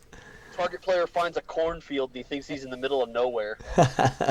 So this card here, it's bulk rare. That's how I see this. Obviously, it's not going to see anything in standard. No. I looked at this and immediately went to limited with it. And you're gonna, if this is a pack 1, pick 1. This is easy pack 1, pick 1. In pack 2, this is gonna definitely make sure you're in blue. In pack 3, you're gonna pass this, because at this point, unless you're in blue already, the effect and the abilities on it aren't warranting enough for you to take something that your deck wants in draft. Right. Yeah, no, it's just... I don't even... If I was in blue, yes, I would take it in draft. Every time. Not even a question. Nope, because this is just massive. Its ability is great. It's... In draft, it's good. Outside of that, I mean, make some wallpaper out of it, sure. Like, blue in this set has some of the most massive creatures for limited that I've seen in a while. Like, and it has a lot of them. Yeah. So, like blue beatdown, that's a thing. Like, big blue beat draft or sealed, like, watch out, guys. That's an archetype. Yep. All right, Chris, you got anything for this guy? Can you guys hear me, or it's still R2D2? Oh, There you oh, hey, we got him back. Yeah. No, I was trying to say, I've in sealed. I played against a guy who had 2 of this card. It's just too slow. It Gotcha. is slow. Okay, I wouldn't play more than 1. Like, this is a 1 of. You would not play 2 of this. Like, 6 is my top of mana costed sealed. I don't usually go to 7 drops. And also, my first beep boop beep that you guys didn't catch was on Aether Reflex Reservoir. I said we need an altar of 1 into Space Laser. Oh, man, yes. Oh, yeah. Uh, Monaco Space Laser. That's happening. oh, man. That would be great. Give me time, I'll get you another picture. All right, so we're going to move on to the next one here. Aether Storm Rock. It is a 4-drop, 2 and 2 white, flying, 3/3. Whenever Aether Storm Rock or another creature enters the battlefield under your control, you get an energy. Whenever Aether Storm Rock attacks, you may pay 2 energy. If you do, put a +1/+1 counter on it and tap up to 1 target creature defending player controls. I like this. I think this is an alright white card. Like, I have a soft spot for rocks. Wingmate Rock was my favorite. But this card is no Wingmate Rock. No, it is definitely not. In fact, I don't think it's playable. You don't think it's playable? No. I think it's fine. It's fighting with Gideon, so it's not going to replace Gideon. However, when the format rotates, this card could see play. It does generate a continual stream of energy in your constructed deck, and it does get bigger, and it does tap things down, making combat easier for you. It has a lot of text on it for what it's trying to do. However, Gideon, Tameo, these 4-drop walkers in the deck that this wants to be played in are just probably better than this in itself. Right. In limited, however, this is the other card that's pretty much perfect. It's exactly what you want. A 3/3 flyer for 4 is above curve. It's going to get bigger. It's going to generate you energy just like that. In sealed, this is a snap play. You're in white. You need to be in white to make this happen. This is that pack 3 rare that I won't pass, even if I'm not in white. I don't know. I'm just not a fan of the tap on attacking. Like, there's been several of these creatures before, like Fiend Binders was in the Eldritch Moon limited. I just don't enjoy that effect in limited. I just don't think it's good. Like, I want to use tap abilities defensively, not offensively. Gotcha. Sure, that is reasonable. I mean, you're playing this in a particular type of deck, a very aggressively minded white deck. And that's the thing, though. Like, in limited, you're typically racing your opponent. Like, you both attack each turn. So, like, Yes. your opponent's best creature is attacking anyway, so the tap down does pretty much nothing. Sure. It doesn't do anything that's kind of irrelevant, but this is winning that race. It is getting bigger. True. It's at least if it gets in 1 attack, it's attacking as a 4/4 flyer for 4. That's fine. any other energy you're able to produce with it, as well as it attacking, it'll start like that's where the advantages start to come in. But even just by itself, if it's the only card that generates the energy and it attacks at one time as a 4/4 for 4, we're good. No, yeah, I can it's see it. I just Again, I'm not going to push this in the constructed. I don't, like I said, the planeswalkers are just better 4-drops. But in limited, I think you just pick this every time and you're supposed to play it. yeah. All right, so let's move on to the next one. We lost Chris. Chris had to go away. I will get Alex's beautiful mug back up here in just a few seconds. JL Yeah. Mugglein. So the next, why was that mug not up there, Rob? well, no, it was up there, but so the way I have everything set up here on the stream, it's all based on the size of your guys' pictures on Skype. Well, your picture became incredibly dominant. Your beard is just glorious. And so it looked very skewed on the stream. So I'm currently fixing that right now. But we have the next card up, Animation Module, the 1-drop artifact. Whenever one or more +1/+1 counters are placed on a permanent you control, you may pay 1. If you do, create a 1/1 colorless servo. 3, and tap it. Choose a counter on target permanent or player. Give that permanent or player another counter of that kind. Well, Rob, since we're talking about animation module, we might as well point out that, we need to talk about decoction module and fabrication module with this. Okay. Because for those who haven't seen it, it's these 3 cards together, animation module, decoction module, and fabrication module, have the ability to set up a combo. They all combo with themselves to where decoction module, whenever a creature enters the battlefield, you get an energy. Fabrication module says whenever you get an energy, put a +1/+1 counter. Animation module says whenever you put a +1/+1 counter, you pay 1 to get a creature. So for every 1 mana you make, you're going to get a 2/2 dude and an energy out of it. So for every 1 mana you spend. So it's a throwback on the old Mirrodin combo with the what were they called again? The old workshops. The difference is that was infinite. This is not. So it's a more fair version of that. Right. I do want to point out though that Wizards missed an opportunity here to not just call it Animation Station. I know. I was like, they missed that too. I'm like, this is the animation station. Come on, guys, what you doing? I love how they've played into the flavor texts here. Design leads to progress. Progress leads to inspiration. Inspiration leads to design. Design leads to, and so on and so forth. So, the sweet play on words there. I don't think this is constructed playable.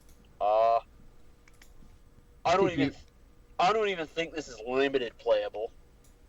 It's not. I had one in a pool. No, I didn't think so. I didn't run into it, so I didn't run into the question of how many +1/+1 counters can I make. Sadly, the effect isn't even that good with Verdurous Gearhulk. Like it'll only trigger 1 time off the Gearhulk. It doesn't trigger 4 separate times. So that was another thing that kind of makes me go meh. Gotcha. Commander players will eat this up. For sure. Any mono brown commander likes to be able to do things like this, so have at it, guys. It's fun. And you could give somebody an extra poison counter. Ooh. Ooh. That is true. Sure, let's stick it in Infect, see if that works. Please, Infect players, play this. Oh, man. Yeah. I want your decks to be worse. No, don't give them bad ideas. You stop that. Yes. But, We all know Infect players are highly suggestible. Right. All right, let's move on to the next one. But before you guys give even more bad advice, geez. Architect of the Untamed. It is a 3-drop, 2 and a green, and a 2/3 elf artificer druid. Whenever a land enters the battlefield under your control, you get an energy. Sweet, landfall energy. Pay 8 energy. Create a 6/6 colorless beast artifact creature token. So this is not Nissa Vastwood Seer, because when Shadows first came out, I was really pushing the Jund Lands Matter deck, and all those creatures still exist except for Nissa Vastwood Seer, and this just happens to fit right in that spot. Same converted mana cost and everything. This is not Borderland Ranger, so this does not get you the 4th land you need to advance your game state, and it requires it doesn't it doesn't enter the battlefield with energy itself, so it's even harder to make work. Right. So Yeah, it's pretty bulk. Yeah, pretty bulk. and we did lose a lot of our mana ramp too. We lost Explosive Vegetation, and then we also lost Nissa's Pilgrimage, I believe was the other one Yeah. too. Yeah. So, I mean, all you really have is Nissa's Renewal, but that's going to slam at 7. So, Well, at least the land's matter deck, it wasn't playing so much for the ramp spells. It was playing Sylvan Advocates, it was playing your Nissa, it was playing Mina and Den Wildborn, the Gitrog monster, all these effects that care about lands, not so much about how fast you ramp into them. That's where that deck was going. gotcha. So, if this card had entered the battlefield with like 3 or 4 energy on its own, maybe we'd be talking. But Nice. no, not close. All right. And even in limited, a 2/3 for 3, this is below the curve because this is a very hill giant-y format. So you need to be really pushing energy hard to make this work in limited. Yeah. So this is definitely a better draft card than sealed. Yep. All right, and we have a request for the next card. This is coming from Chaos, and he's the one that brought up the whole black-white kill-all machines. He wants to see Marionette Master come up next. So I'm going to go ahead and pull that one up. Marionette Master. It is a 6-drop, 4 and 2 black with Fabricate 3. Whenever an artifact you control is put into a graveyard from the battlefield, target opponent loses life equal to Marionette Master's power. So this is where he was going with his using that Syndicate Trafficker and eliminate the competition, as well as Cutthroat. Because you start sacking your Scions, and then your opponent takes damage from Marionette. Yep. Man, this is a tough one too. That 3 toughness mark is scary for a 6-drop. Right. You want the Fabricate. You want the dudes out on this one. So do you then oh no, you can't split it. You have to do. No, you do one or the other. They were 1000% on that with the Fabricate. Like there is no splitting. There is you do it or you don't. Yeah. Oof. With this card with Cryptolith Right is absolutely insane. If there is a green-black X Rights deck, because the one I was working on was Naya, this card is insane in that deck, because if you get to go to your untap phase with this and Cryptolith Rights, more than likely you're going to be cheating. You're going to be doing something unfair. Nice. So, in a vacuum, the card itself is super powerful in that deck. In limited, it's even fine there as well. To make a bunch of tokens is relevant in your limited deck if you need it to be, or it's just a 4/6, I think is what it would be. A 4/6 for 6 is fine in limited too, with the upside of the artifact trigger. Right. The card is good and limited. If you draft this, you're gonna build into it, just like in any other draft. Yeah. Sealed, it's a bit more on the I just want this as a 4/6, and if you get any other effects that go with it, it's pretty sweet. Okay, and yeah. I mean, to me, in constructed, it feels a lot like Brood Monitor. Okay. For the same reason that Brood Monitor had a combo with it to just kill your opponent. Yes, So it's kind of like along the same lines. If he wants his combo, if our gentleman here who requested this card wants his combo to work, it's going to be in a Cryptolith Right shell. So that's where that's where I'm at with this. Okay. Nice. Definitely supercharges that deck into, oh my god, he's going to kill me next turn with Westvale Abbey, and he's not even trying. Yeah, no, he's saying using like Angel of Invention and anything else that just generates a lot of servos and scions. He's saying that you would fabricate Marionette Master herself, and so that way you're dealing 4 damage with each one of these creatures. How about here's another way to put it. Let me put you in the real magical Christmas land here with the whole combo. Whenever an artifact you control is put into a graveyard. So it also checks itself off of a Westvale Abbey activation. So you sack 4 servos and it to the Westvale Abbey. That's 4 damage you're going to take right away. So that's sweet. That's good. This card's got places. It's going to take a real crafty mind to make this work. Yes. No, I completely agree. All right, so let's get on down here. We're going to continue on. And we got our next one. Oof. an amazing one drop. Authority of the Consuls. One drop enchantment. Creatures your opponents control enter the battlefield tapped. Alright, imposing sovereign. But wait, there's more. Whenever a creature enters the battlefield under an opponent's control, you gain 1 life. It's like blind obedience, but one less, and you don't have to pay mana. Right. It's like this card came 3 sets too late, like a Kataki Wars Wage that I know. Yeah. Like, really? You couldn't have printed this in Oath so Eldrazi didn't get stupid in Modern? Come on. I mean, also it would have stopped Rally in Standard. Yep. Yeah, I would have shut that down too. I guess it's not a complete hoser to those decks because they were doing other things anyways, but it does enough to push you through. This card came too late. Thanks, Wizards. You're real slow. Jeez, all of the hate. All right, well, we're going to move on, so hopefully Jerry calms down then. I'm upset. This card is like really good against, at least decent enough against those decks to make it work. You know, the converted mana cost is right, the effects are right, Yeah. and here we are 3 sets down the line and some bannings later. Chaos, on the other hand, is saying that it came 1 year late for Splinter Twin. That too. Thank you. Yes, I was a bit. Alex and I were both huge Tarmo Twin players.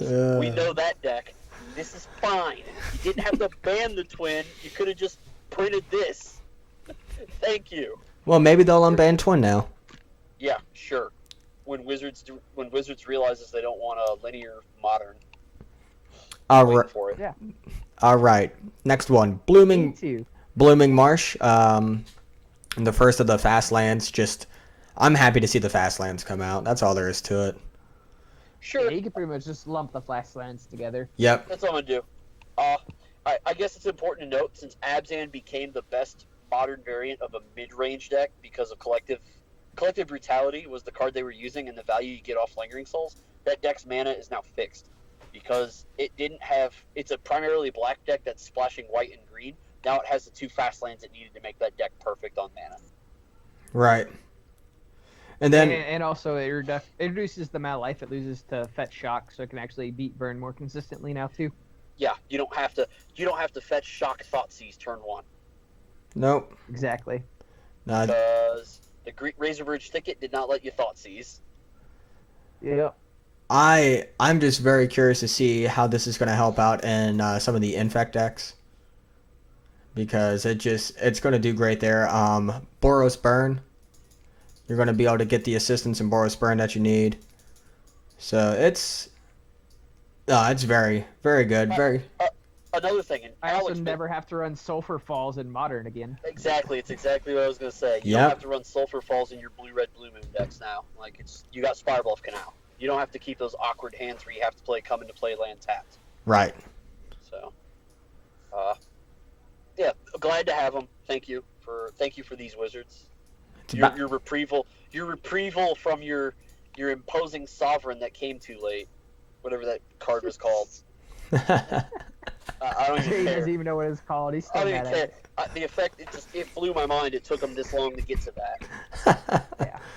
All right, so let's go on. We got a Bomat Courier, which is the 1-drop artifact with haste, 1/1. When it attacks, exile the top card of your library face down. You can't look at it. It actually says it on the card. For 1 red, discard your hand, sacrifice Bomat Courier, and put all cards exiled with Bomat Courier into their owner's hand. So this card is deceptively powerful and constructed. Discard your whole hand, the later the game gets, the bigger this turns into a mass madness turn where you hit all these fiery tempers and such. So that's sweet. Yep. The other thing with this is that I tried my first iteration on the Aetherflux Reservoir deck was I was playing Beaumont Couriers because you can make them cost 0, relatively easy in that list, and it gives you another point of attack because you're running all these Bone Saws, Glint Nest Cranes anyways, so you can get in an aggro game. And it also sets you up for, like, if you have 4 cards if you have, like, 4 or 5 cards that were, like, exiled off its effect, and you go to combo and you hit all these cards, and then you activate the Beaumont Courier to get more cards in your hand to continue comboing, that was a thing you could do. Card's powerful. As far as a typical aggro deck, I don't know. I don't know if Raging Goblin with a lot of upside is enough. Do you think this could see play in Affinity? Maybe. I have not tried it because there is another card in this set that just goes into Affinity, and it's not even a question. Gotcha. I will attempt it. I'm not the Affinity player. A local in Alex's store, Danny, he's the guy you'd like to ask about this. Maybe. You had some reservations there, Alex. What are your thoughts on this in Affinity? I don't know. It's not really what they want to be doing. Gotcha. Like, there's no guarantee this thing attacks enough times to make it the exile effect worth it. True. And But a lot of times, if Effendi's holding like one card in its hand, it's like a Galvanic Blast they want to hold. They don't want to discard it. Yeah, it's either a blast or a thought cast. Something you wanted to be playing anyways. okay. All right.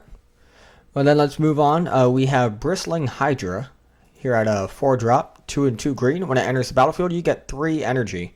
You may pay 3 energy and put a +1/+1 counter on Bristling Hydra. It gains hexproof until end of turn, and it's a 4/3 body. This card is deceptively strong as well.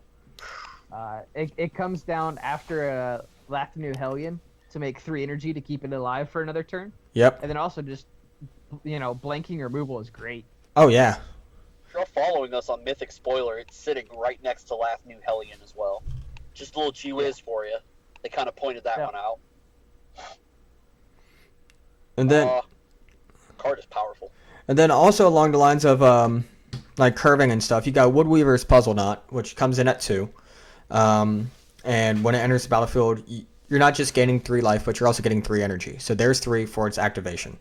On turn 3, if you don't have anything, for 3 mana, you can sacrifice it and then gain 3 life and also get 3 more energy. So on turn 4, then you're looking at having 9 energy banked and having this thing protected for 3 turns. And then at the end of that, you've built it up to a 7/6. Mm-hmm. I actually think That's really ahead, good. Jake. That's really good. I didn't even think of it that way, Rob. When we were trying the red-green energy aggro deck, we were really just playing this as a 4/3 for 4 that just spits energy into the Hellion.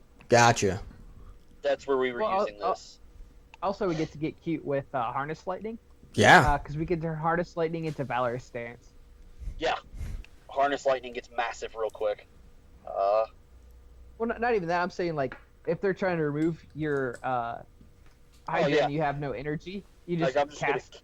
Harness. Cast Yeah, it, Harness target, Yep. target the Hydra, get the 3 energy, but use the 3 energy to hexproof it. I didn't even think of that. Yep. Sweet. Yeah. Card's strong. Thank you, Wizards. Nope, I definitely like it. All right. Let's move on. We've got Captured by the Consulate. Oh, here it is. Yep. It's 3 and a white. It's an enchantment. Enchant creature you don't control. It can't attack. Whenever an opponent casts a spell, if it has a single target, change the target to enchanted creature if able. It had to say if able. That's the part that made me sad, because I wanted to stick this on a Glade Cover Scout.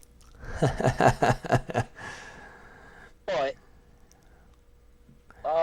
enchant creature you don't control. Like, it even says don't control. There's a lot of caveats to this. Yeah. It's really just a bad pacifism.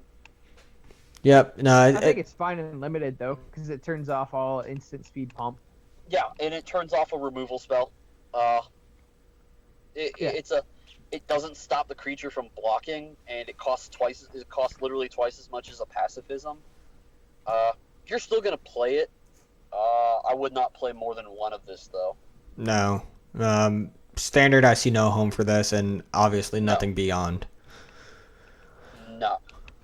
I guess a commander player will try and do something cute with this on someone else's creatures. I mean, being able to turn a ruinous path, I guess, is something. Mm-hmm. But I'm not trying that hard. I would rather cast Turn Aside for 1 mana than cast this for 4 on my turn. Yeah. Yeah, it'll hit the bulk bins. Bulk. All right. Gotta have the bulk. So next up, we've got Confiscation Coup.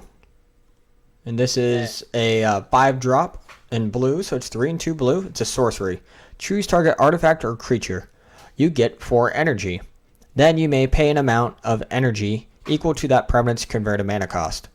If you do, gain control of it. So gains control of permanents. Yep. So that's good. This is going to be a great sideboard card in Standard in blue decks because your opponent's going to play Gideon, and I'm going to be like, well, give me your Gideon. Right. For 5 mana. So that's something. Beyond that, it does scale well with better energy cards. If you're playing more energy cards, this gets better. And it's a nice take. It's a nice different attack on the mind control magic effects. I mean, Control Magic's a favorite card of mine, so I'm okay with this too. Oh, you don't even get to target planeswalkers with this. Never mind. I lied. See? I Wait. make mistakes, guys. Yeah. I guess if you can liquid metal coating it, there you go. Yep. Yeah, that. Sure. Now I'm trying. My fault on that one, but it could still see sideboard play. Take control of something, and it's permanently taken control of without it being an aura. So that's something. Right. All right, so we're moving on. Cultivator of Blades. It is a 5-drop, 3 and 2 green with Fabricate 2. Whenever Cultivator of Blades attacks, you may have other attacking creatures get +X/+X until end of turn, or X is Cultivator of Blades power. So this is a Fabricate card where you're not going to fabricate with it more times than not. In a vacuum, it's just going to be a 3/3 for 5 that double anthems when it attacks. Right. That's a very good thing in Limited. That's strong in Limited. If you have another Anthem effect on the battlefield at a cheaper cost, which I don't think is a thing in Limited, this gets a lot better. Because then you can fabricate for the dudes, and then you do have your double Anthem without it being, without it soaking up the tokens. As an aside on the card, foils of this have got to look disgusting. They got to be like, those swords have got to stick out on the foils of this. I'm not a fan of this card. I like the Anthem effect that it has, sure, but it's too weak. If it came down at 2/2 with Fabricate 2, sure, but this here, no. Like, it's a really watered down Craterhoof Behemoth that just happens to be an elf. That Craterhoof Behemoth is not. So maybe in Legacy Elves it has a place as a one of. Right. And that's me reaching really far to make this good. But you'll I play don't know. this. It's still a 5-mana 3/3 and has to attack from the upside. So like, there's a whole lot of down there. Yes. Definitely. Yep. I mean, you're gonna play this in Limited pretty much every time. You're gonna try to make this happen in Draft. Sealed, you have to have the pull to make this work. Yeah. All right, so next up we got Cultivator's Caravan. We've already spoken a little bit on this one. It is the 3-drop Crew 3 vehicle with a 5/5 body on it, and tap to add 1 mana of any color to your mana pool. Yes. Darksteel Citadel I apologize. Darksteel Ingot was good. This is better. Absolutely. I'm fine with it. It's Darksteel. Like I said, it's Ingot with upside. This is the only real rampy spell we even got. Without trying. Like Primal Druid in Eldritch Moon, you have to try to make it ramp. You actually have to have it die to be a rampant growth. This is a Darksteel Ingot without the indestructible, but it turns into a dude that beats face. I was going to say, the 5/5 body on this thing is just house. Yes. I almost wanted to play this in the red-green energy aggro deck because it gives your 4-drop Hydra haste. Yep. So Counters is better. Yeah, it is. You're right. But this card is sweet. All right, up next we've got... I mean, you're going to play in Limited, but that's about it. Yeah, every time. It's not Sky Sovereign, but it's a 4 out of 5 on the Jerry scale. Oh, geez, I've seen the Jerry scale before. I can, sure. On a scale of 1 to storm, I rate this yeah, whatever. I was talking about your solid 9 from across the convention hall. But anyways. Hey, good from afar, far from good. All right, next up we got Deadlock Trap. It's a 3-drop artifact. When it enters the battlefield tapped. When it enters the battlefield, you get 2 energy. You can tap Deadlock Trap, pay 1 energy, tap target creature or planeswalker. Its activated abilities can't be activated this turn. Mm-hmm. We played Tumble Magnet in Standard. This is not quite as good, but it hits walkers. And it is cheaper than most of the walkers we're hitting with this. If your opponent's playing Lilianas, this ain't that good. But above Liliana, this gets better. Yeah. Because I think this is gonna be exclusive to play this, ignore the planeswalker, and just keep attacking because of this. Nothing's gonna play it. Alex, can you repeat that? Oh. Uh-oh. Oh no. Uh-oh. And 2 were left. I was gonna say, there's only a certain deck that wants this. That's fine.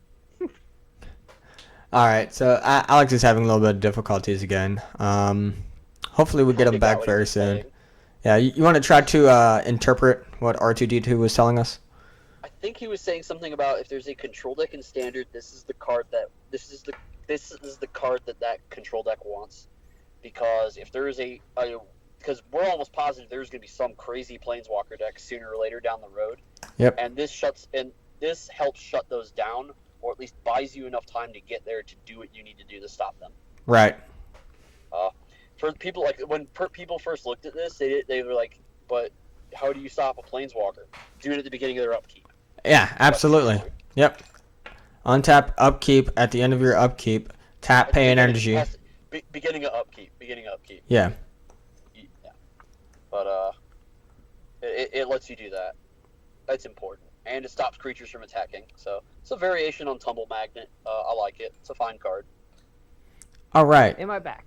Yes. There we go. Hey. Okay. What were you saying about Deadlock Trap? I was saying that if any deck wants it, they'll want to use it as a way to just ignore planeswalkers. If a deck that's attacking, they want to use this to shut down the planeswalkers and then just attack the player and forget about the planeswalker. Okay, I was close. I was guessing. Yep. I assumed you said something about if there's a control deck that needs to stop planeswalkers long enough to be able to deal with them, as well as creatures. This was the card that deck was looking for, or that was the deck this card was looking for. However you want to look at it, I don't know. I'm jumbling my words. All right. Next up, we've got Depala, Pilot Exemplar. She's a legendary dwarf pilot, running at 1, a red and a white. She's a 3/3. Other dwarves you control get +1/+1. Each vehicle you control gets +1/+1 as long as it's a creature.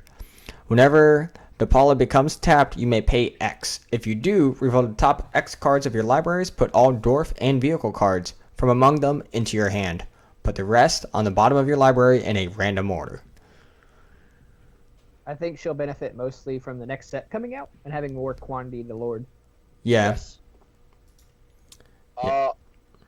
She definitely benefits from limited. If you open her up in pack 1 of your draft, you're definitely drafting all the vehicles at this point.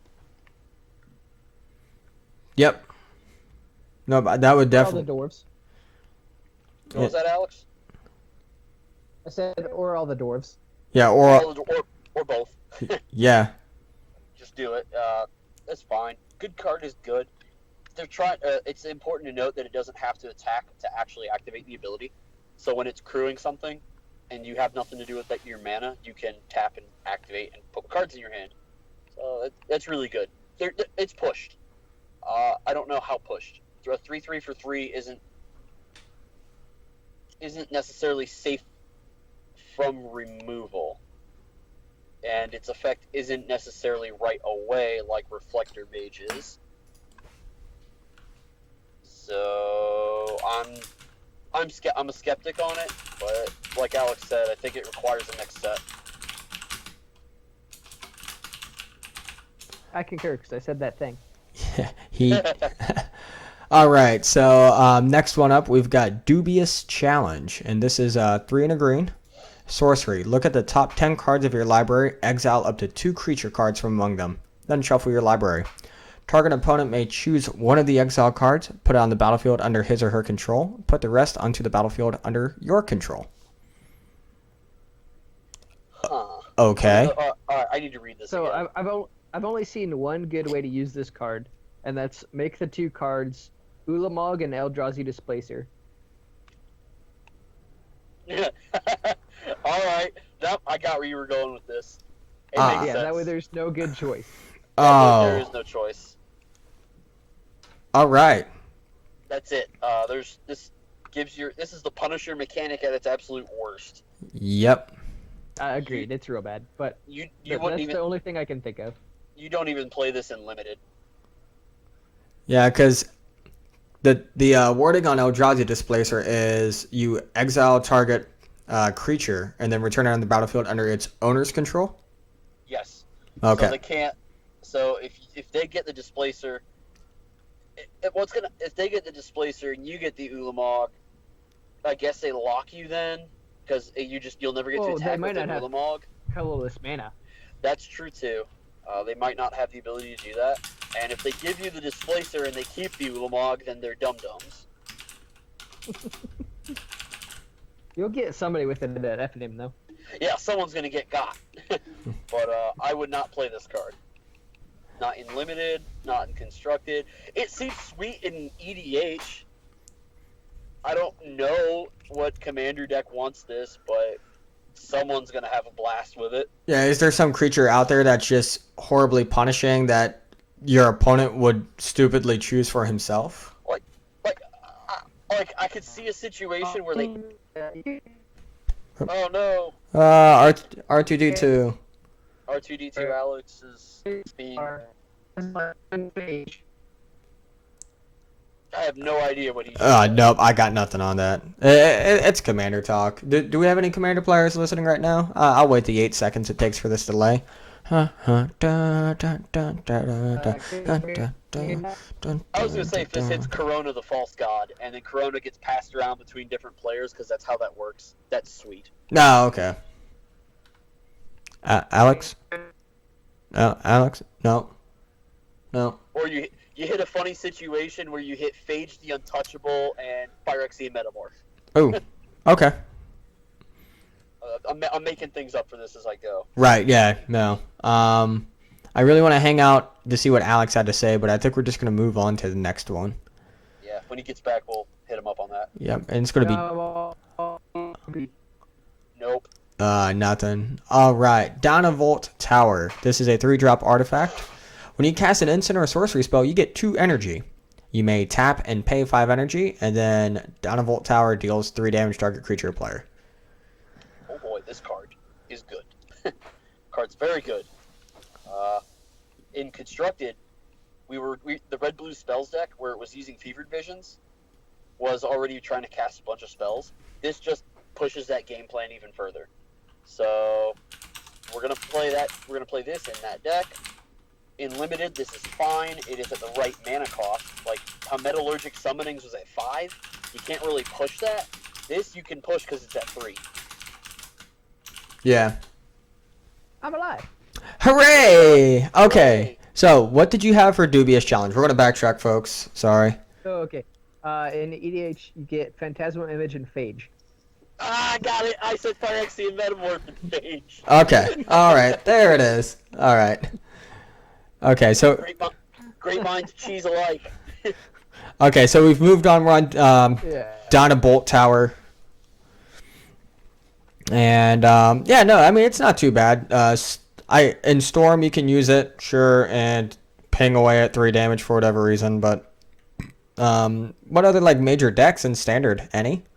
It's the red-blue spells deck that wants this. Nothing else, really, because, you're getting the incremental value of, like, how like, this kind of works like a pseudo-prowess. If you think about it, how Storm Chaser Mage got extra value off of the cantrips you would cast, Yeah. or like a Collective Defiance. Same Okay. concept here. Okay. Alright, let's move on to the next one. Well, Alex, you got anything for this? Sorry.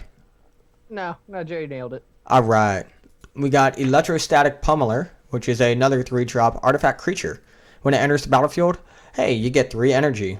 Pay 3, and Electrostatic Pummeler gets +X/+X until end of turn, where X is its power.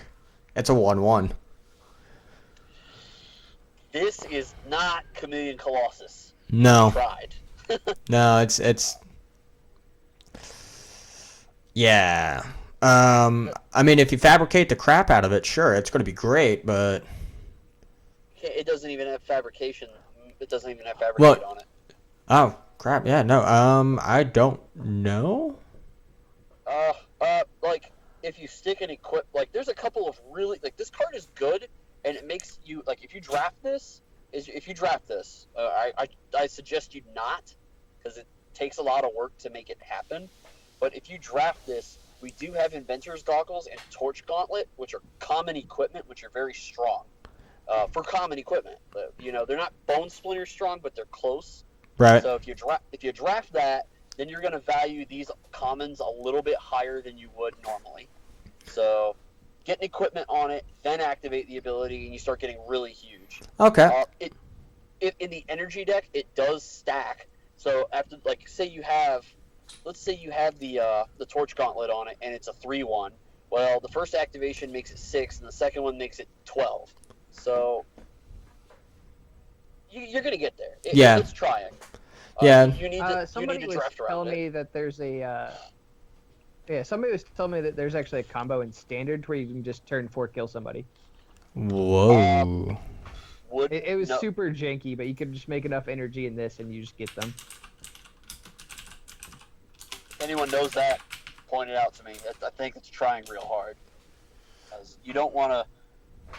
I'm trying to think, like, the most energy efficient card at 2 mana. Yeah, I forget what it was now. I'll have to read it out. Yeah, it's goofy. Oh, I think I got it.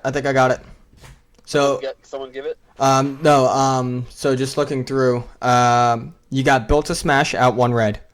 This hits turn 3. Turn 2, you play that Woodweaver, and on turn 4, you sack it. So now you're up to 9 energy. So you make it a 4/4. Now you have 9 energy. 4, 8, 16, 32. It's an artifact. It gets trample. Okay, so you're using the most efficient energy makers with Built to Smash. Yes. Seems sweet. Yep. No. Nope. Right. Let's be I real said it here. was jank. Yeah, no, it's and straight jank. Balik just came in. He's been talking a little bit about this too, and he's just way janky. I completely agree, but I mean, I wouldn't be upset. I would just be like, "That's a thing. Sure, you got it." Mean, if I'm the Storm combo list, and I try to engulf the shores in response to you attacking, and then you activate and you play Built to Smash, you got me. Right. You can't stop that. Nope. So that's it. The only deck it's going to be really good against is a deck that can't interact with it. Right. And Well, not even that. It dodges most removal. Because, like, they can't it's grasp. it's a 3-mana 1/1, so it's going to get got by anything. No, I'm saying, like, in the combo turn, like, if they try to, like, grasp, you just activate it again and get over it. Yep. Yeah. All right. So next up, we got Eliminate the Competition. This is 4 and a black sorcery. As an additional cost, you sacrifice X creatures, and then you destroy X target creatures. Boy, I need to look at the card again. I'm trying to find it. Yeah, sure. Eliminate the remember competition. I remember the artwork. Yeah. Or maybe I don't. You said it was a sack creature. You have to sack X creatures, destroy X creatures for 5 and a black. Yeah. 4 and a black. 4 and a black. Yep. So it's a limited sweeper for when the battlefield gets 2 out of hand. There it is. I see it. Not playing this in constructed.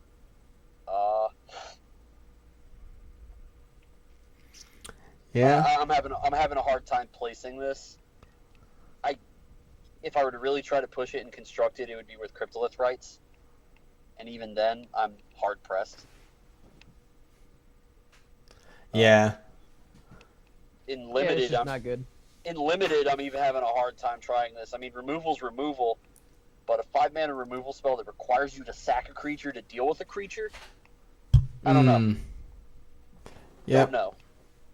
I mean, you do get to sack your worst to get their best. I mean, that's the slight upside. That is it. Yeah, that's pretty much it. I wouldn't play more than one of this, if any at all.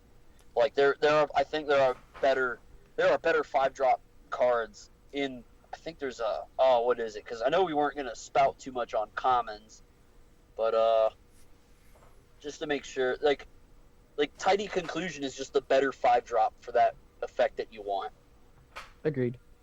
and it's a common. So Or Fumigate if you're lucky. or Fumigate, which is just better. But I was just sticking it to black. Tidy Conclusion is better in limited than that. Yep. All right. Next up, we have Fateful Showdown. It is 2 and 2 red, instant speed. Fateful Showdown deals damage to target creature or player equal to the number of cards in your hand. Discard all the cards in your hand, then draw that many cards.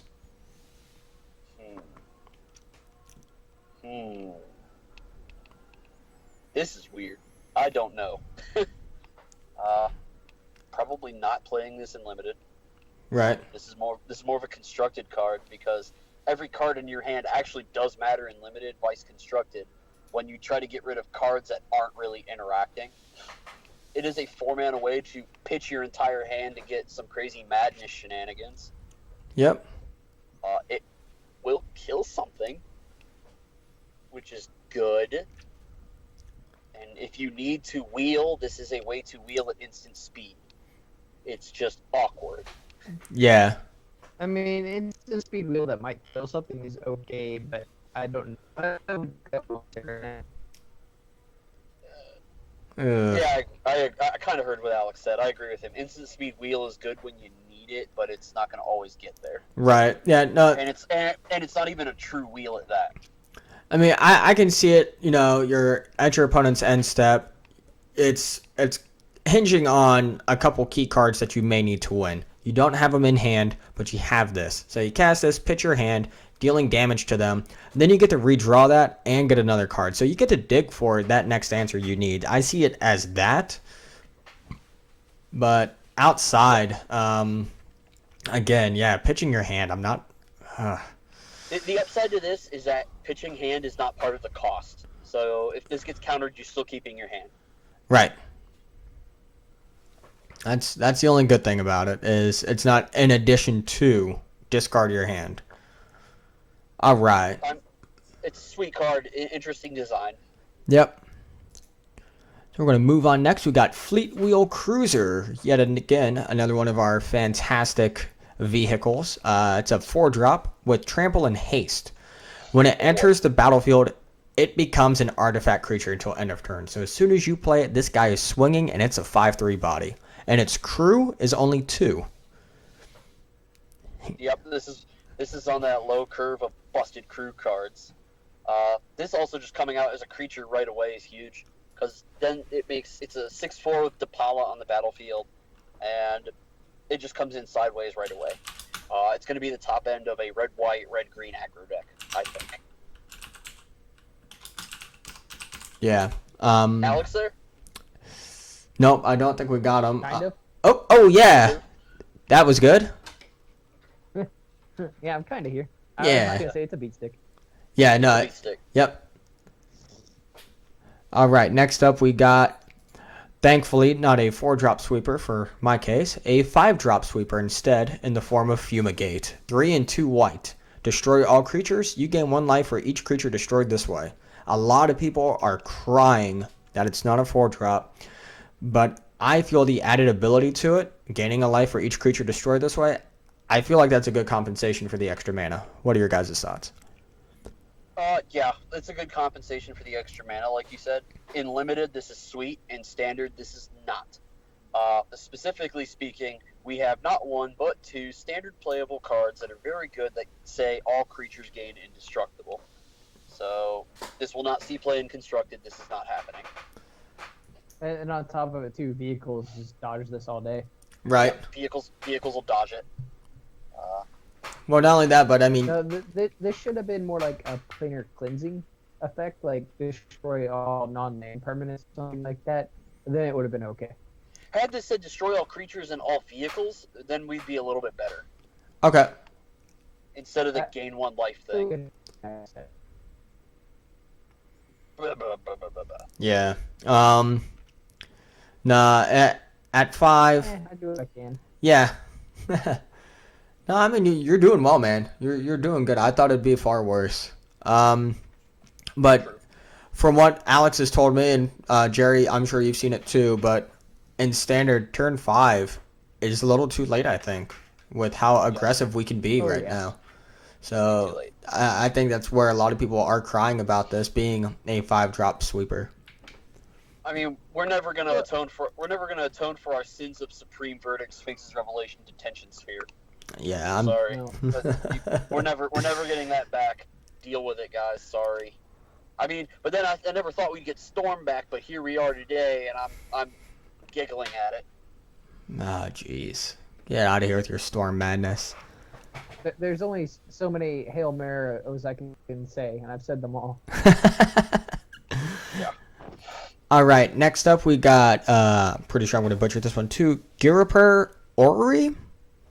Oh, Gropper Orrery. There we go. Sweet card is sweet. It's a 4-drop. Each player may play an additional land on each of their turns. At the beginning of each player's upkeep, if that player has no cards in hand, draw 3. This goes in every cube. This goes in every commander deck. Not constructed. Not even limited. Exactly. Nope, I completely agree with that. I know commander players are going to love this. Cube, this is great. So, yeah. Cube, this is like Coalition Relic. I picked this over most anything in Cube. Like, this is that good. That good of a card. All right, next up we got Gonti, Lord of Luxury. Oh my gosh, it's like reading War and Peace on this guy. All right, stick with me, people. He's a legendary creature, a 2/3 body for 2 and 2 black. He has Death Touch. When he enters the battlefield, look at the top 4 cards of target opponent's library. Exile one of them face down, then put the rest on the bottom of that library in a random order. For as long as that card remains exiled, you may look at it, you may cast it. You may spend mana as though it were mana of any type to Which cast one you it. need interpretive dance, Jerry? I know. This is how it works, man. I'm gonna forget. Sweet card. I don't know. This is doing a lot. That's for sure. It is. I do like that you get to cast it even if Gonti leaves play. Yeah, that's huge. I don't like how this is a 2/3 and not a 3/4. Granted, it does beat through Kaladesh. Kaladesh is just better. Yeah. I do like how it allows you to tap for your mana for any color to cast it. Doesn't matter. Yep. Top 4 cards to exile one. It can be any card. Any card. So that's huge.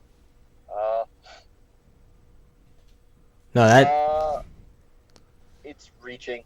I don't know if this is constructed playable. It does have Death Touch, so it blocks well. It attacks well. Right, and I mean that's the biggest thing too. So it's gonna hit board if it's not countered. You're gonna get your exile effect. You're gonna be able to cast that card, and then you're gonna kill something with this card unless it gets a kill spell directed at it. Yeah, and I think that's where most of its play is going to be. Is it's going to look at top X cards of your opponent's library, and it's going to keep the grind going because this is going to fit in a grindier deck where it's a card that replaces itself effectively. It is some type of cantrippage, and you get to cantrip into a card you might want. Like, I don't know, I look at my opponent's top 4 and I see Ruinous Path. Right. So I mean, fine card. After reading it more, I like it. In limited, it's gonna block. Actually, the funny thing is, I think. What's up? Go ahead, Jerry. No, you first. Oh, I was gonna say the funny thing about this card is I actually think it's really good in the control mirror, which is not gonna happen in the standard. No. If there was a controlled deck, this is fine against it, but it doesn't exist. Right. Other than that, I mean, it blocks bombs in limited really well. That's where I was going with it. And if it's able to block something, if you can make it reach flyers somehow that are trying to fly over you, or put a servo and it on something with menace, it blocks really well. Yep.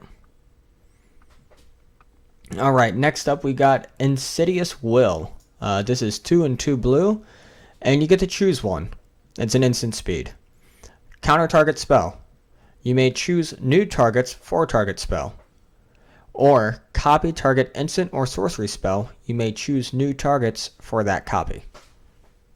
Counterspell, Misdirect, and Twin Cast. Is that good enough for 4-mana modular spell? Ugh. I don't know. What was that ability we saw in the last set where if you paid more onto it, then you could choose more than one? Escalate. Escalate. Right. That's all I got out of that. Yeah. Yeah, that's me. There we go. All right. What do you think? Do you think I was saying escalate too, but you got it first. Yeah, it's maybe if it had escalate, it could have been better. Like if it came out in the previous set and fit with that. But for 4, I don't know. It does have 3 huge effects on it. These aren't small. Countering a spell isn't no small deal. Like Wizards has taught us that 2 mana to counter a spell is too powerful. 3 mana is just right. So if we bump it to 4 and make it modular, like Cryptic Command. Now, this ain't no Cryptic Command. These are very outside of counterspell, the other 2 modes are very situational. Like, so it might get there in some mid-range lists. I don't know. Gotcha. I think the biggest problem with it is it's only 2 modes. Like it says 3, but it's only 2, because like you're never not gonna redirect. Like you're always gonna redirect instead of twin cast. Yeah, you're gonna unless the twin cast is gonna do something different. I don't. Yeah, but that's never the case, hardly. It's so corner case. It's real tricky with it. Like you're I said, right. it's actually just 2 modes. They make you think you have more than what you do. You'll play this in limited. It's a good one-off. It's fine. Gotcha. All right. You're gonna play it for the counterspell mode more than anything. Yeah.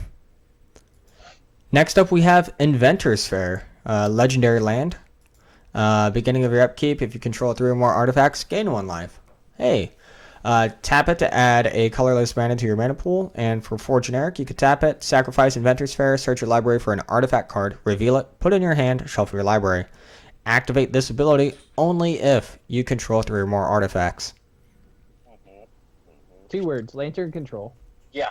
Ugh. Lantern control. Get their lantern. Yeah. They got this in fast lanes, so like their burn matchup got better. Yeah, their burn matchup got insanely sweet. Like, or at least I shouldn't say sweet. Got better. They're not just snap lose, board in 12 cards. All right. So, anything else on this one? Limited, this might get there in limited with the right deck. If there's a certain draft archetype that I'm missing, like I guess if you draft this and you have like a copy of each of the module artifacts, and you get this sweet module deck going, where now you're getting the ability off of it, you can tutor for other artifacts, and you're getting a bunch of incremental advantages. In limited, sure, but that's a very few and far between thing. Gotcha.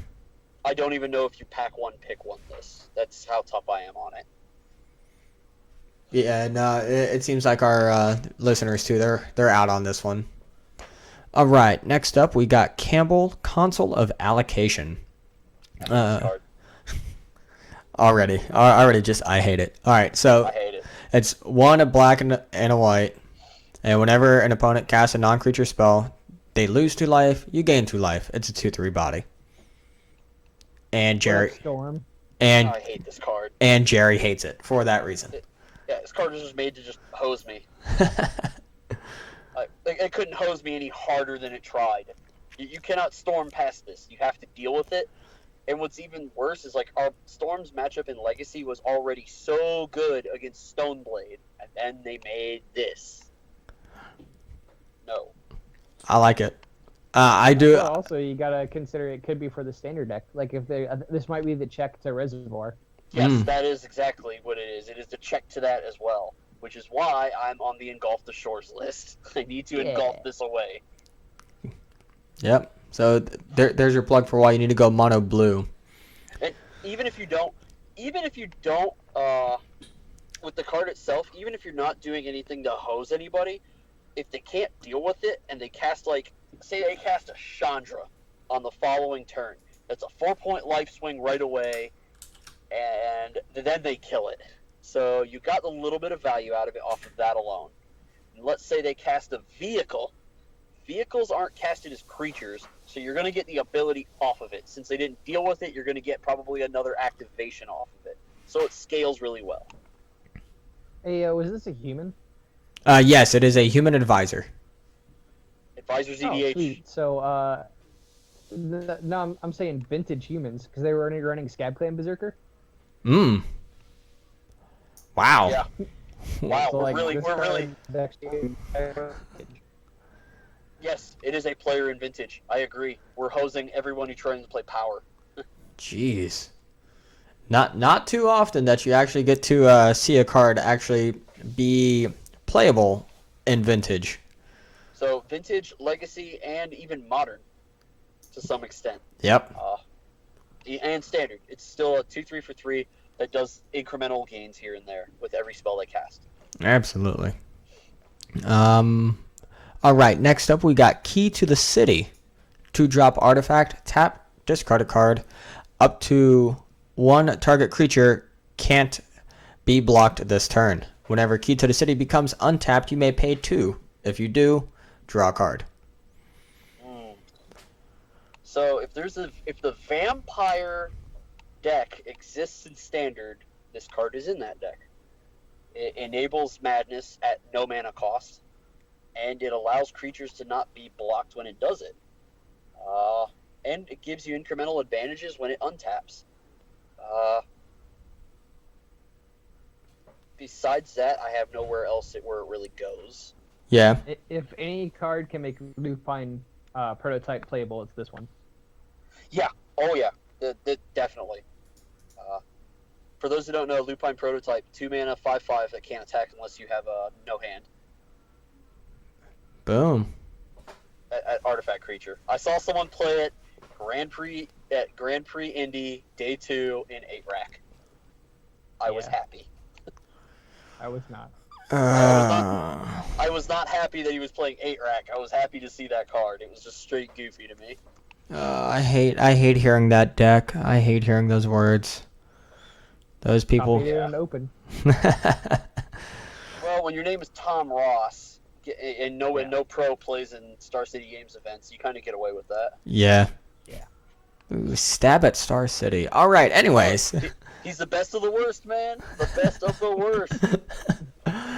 All right. So up next we've got Lathnu Hellion, and it's two in a red. I completely agree. It has haste, and it is a 4/4 body. When it enters the battlefield, you get 2 energy. At the beginning of your end step, you must sacrifice it unless you pay 2 energy. This is glorious. This is another good job, Watsy. Like, what we like. This is everything like Hellspark Elemental and all those ball lightnings wanted to be. Right. This is again, Woodweaver and this are just. You don't even need the Woodweaver. It's too cute. There's Long Tusk Cub, makes energy every time he deals damage. You can top end over it in like Bristling Hydra and other stuff to make energy and keep it alive. It's fine. Oh my gosh, I love this. Also, once again, like Harness Lightning, if you get to kill a 1/1, you're like, oh, that keeps this alive another turn. Yep. two Aether Hubs and it lives another turn. So long as you keep this alive, the upside is just so much higher.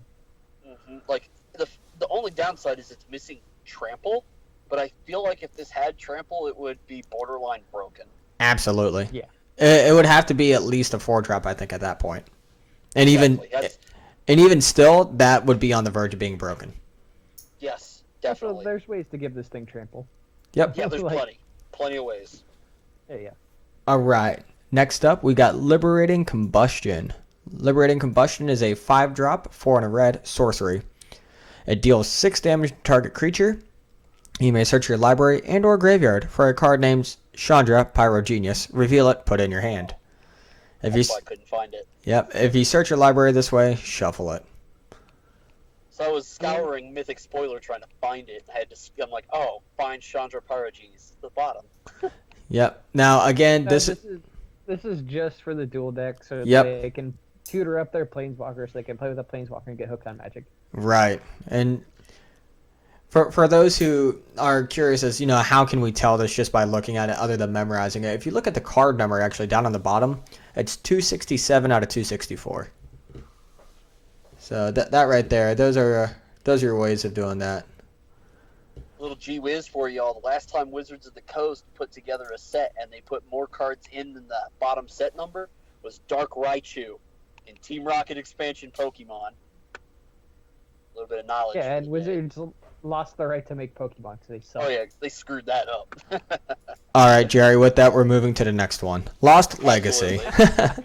It's 1 and 2 black. It's a sorcery. Name a non-artifact, non-land card. Search target player's graveyard, hand, and library for any number of cards with that name. Exile them. That player shuffles his or her library, then draws a card for each card exiled from hand this way. I mean, Infinite Obliteration's gone. This is going to replace that. The fact that it lets your opponent draw cards, that sucks. Right? It's only if it's in their hand. Yeah. And I mean, that's reasonable. I don't like it. Come on. But I'm not a fan of that. Now- It did not need that effect. Well, I just like it because it can hit non-creatures. So like it's a cheaper slaughter games. So when you think about it like that, like giving them a little upside is fine for cheaper. Like this can be played in a lot of stuff. Like it's not good, but it's a necessary evil, just like Infinite Obliteration was. Infinite Obliteration was actually really good. Like there was no downside to that outside of Yeah, but- you have to play this. Yeah, see that's the difference though. Of like Infinite Obliteration, you get their Ulamogs or whatever. Now we're in a world where you need to get Emrakuls, and also potentially this can just get Aetherflux Reservoir. Yep. No, you can't. Oh, yeah, non-artifact. Oh, See? non-artifact. All right, Yep. I'm not looking at it. Sorry. How about Okay. My bad. You can get Paradoxical Outcome. Same thing. There you go. That, Yeah, you can get Planeswalkers. There's a lot more things that you can get Sure. with this. So, It curbs nicely off Transgress the Mind. That's true. yep. Like if you see something problematic in their hand, get them. And this one I was like, man, I just had a tutor. Maybe I could play Seasons Past again. I'm like, nope, Lost Legacy. They'll just rip Seasons Past away. Bye, Felicia. Bye, Felicia. Yeah. All right, next. No, I don't. Like I said, I don't think it's good, but you have to play it in certain decks. Yeah. Necessary evil in Black X mid-range decks. Definitely. All right, next up is a very, very hype card for me because I might be able to bring back Hive Mind. Madcap Experiment. 3. Jerry. 3 in a red. Reveal cards from the top of your library until you reveal an artifact card. Put that card onto the battlefield, the rest on the bottom in a random order. Madcap Experiment deals damage to you equal to the number of cards revealed this way. I've already said where I want to see this. I like Spoils of the Vault, and I like Splitter Twin. This is like a weird mix of the two cards. Because if you hit Platinum Empyrean with it, as some of you already know, is that the creature enters the battlefield before the damage is dealt. So if you drop Platinum Empyrean, you don't lose life to the damage. So it plays like a pseudo Splinter Twin. That's sweet. And other things is if you Angel's Grace with this, you don't lose. It works like almost like the Spoils of the Vault ad nauseum shenanigans with Angel's Grace. Try to make things work. I don't know. Alex, what about you? I mean, obviously there's cute things you can do with it. There's nothing that's like be all end all yet. Like if I'm casting this and potentially killing myself, I want to win the game, and there's nothing that says that yet. Yeah. I mean, at least there's no downside to hit Platinum Empyrean. If you cast this and hit Empyrean, you're not in risk of dying. True. But Platinum Empyrean's not really a great way to win a game of Magic. Yeah, it's just an 8/8 beat stick that probably gets pad. Right. With Hive Mind though, that's sweet. There's resolves first. If they don't have any artifacts, they die. Yep. So that's sweet. Do not play this in limited. Never play this in limited. you'll die. There's the chance you have the one deck that's just really good in. Sure. I guess. Nah, I'm not Like if you even. just have a bunch of vehicles, like I wouldn't draft this. How about that? Like if you have that sealed Fair pool that just kind of came together with it, sure. But I'm not forcing that draft. no, I agree. All right. Next up, we got Master Trinketeer. He is a 3-drop, 2 and a white. Servos and Thopters you control get +1/+1. For a 3 and a white, you get to create a 1/1 colorless servo artifact creature token, and he's a 3/2 body. He's a dwarf also.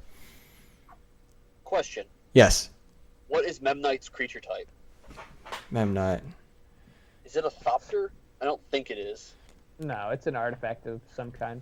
Artifact I think it's like construct. Construct. yeah. Okay. I was gonna just get like, construct. I was like, can you just fit this into a? Is this fittable into Affinity in some lists because it makes Ornithopter hit? No, it's just real bad. Nah. You play this in Limited though, and you play it every Sure, time. sure. If you pack one this, you're building into that deck. Yeah, you and just think go on Fabric. yes, Alex, you are right. It does things with Fabricate. I did get that much. Yep. I mean, that's really the best thing is with Fabricate, now you're generating a whole bunch of 2/2s. And Commander players might like this. Work really well with their Thopter Sword combo. Yep. That type of thing. Oh, yeah. All right. So we're going to move on then to Metalwork Colossus. He is a 11-drop. And it costs X less, where X is the total converted mana cost of non-artifact creatures you control. All right. This is starting to seem a little broken already. You read that wrong, Rob. Uh, It's non-creature artifacts, not non-artifacts. Oh, okay. Non-creature artifacts. Got it. Thank you for that. I was going to say, hang on now. And it's a 10/10 body. And if you sacrifice 2 artifacts, you get to return it to your hand from your graveyard. So, Rob, you are not far off the beaten path with broken shenanigans. This is actually pretty sweet as sideboard technology in the Aether Flux Reservoir deck. Yep. Like, hey, I got three bone saws and 2 Cathar shields, and I got 6 mana. I'll play it. Because why not? It doesn't reduce the cost any. Yeah, but it's non-creature artifacts. The bone saws make it cheaper. No, because it doesn't check converted mana cost. Oh, huh. Dang, that's not what I thought it was. I thought it was just one less for non-creature artifacts. Well, never mind. Nope. You've been scumming people online. Oh my gosh, Hey, man. Jerry. Check me. Yeah, this card's weird. Yeah. I don't even know. Vehicles turned on. There you go. Vehicles. There we go. Yeah, there we go. Yep. This gets cheap. This gets cheap by vehicles. Yeah, this is a turn 6 if you're playing the Sky Sovereign flagship. Turn 1 Soul Ring. Turn 2 Signet. Yep. Just saying, Commander players, if you're out there. Yeah, there's definitely artifact commander decks that want this. Yeah. As a reanimate target, no. The 10/10 that does nothing. All right. Next up, we got Midnight Oil. Oh, geez. Yet again, a massive amount of text. It is a 4-drop enchantment, 2 and 2 black, and it enters the battlefield with 7-hour counters on it. Okay. Not Yeah. time counters, No. hour counters. Hour counters. At the beginning of your draw step, draw an additional card and remove 2 hour counters. Your maximum hand size is equal to the number of hour counters on Midnight Oil. Whenever you discard a card, you lose 1 life.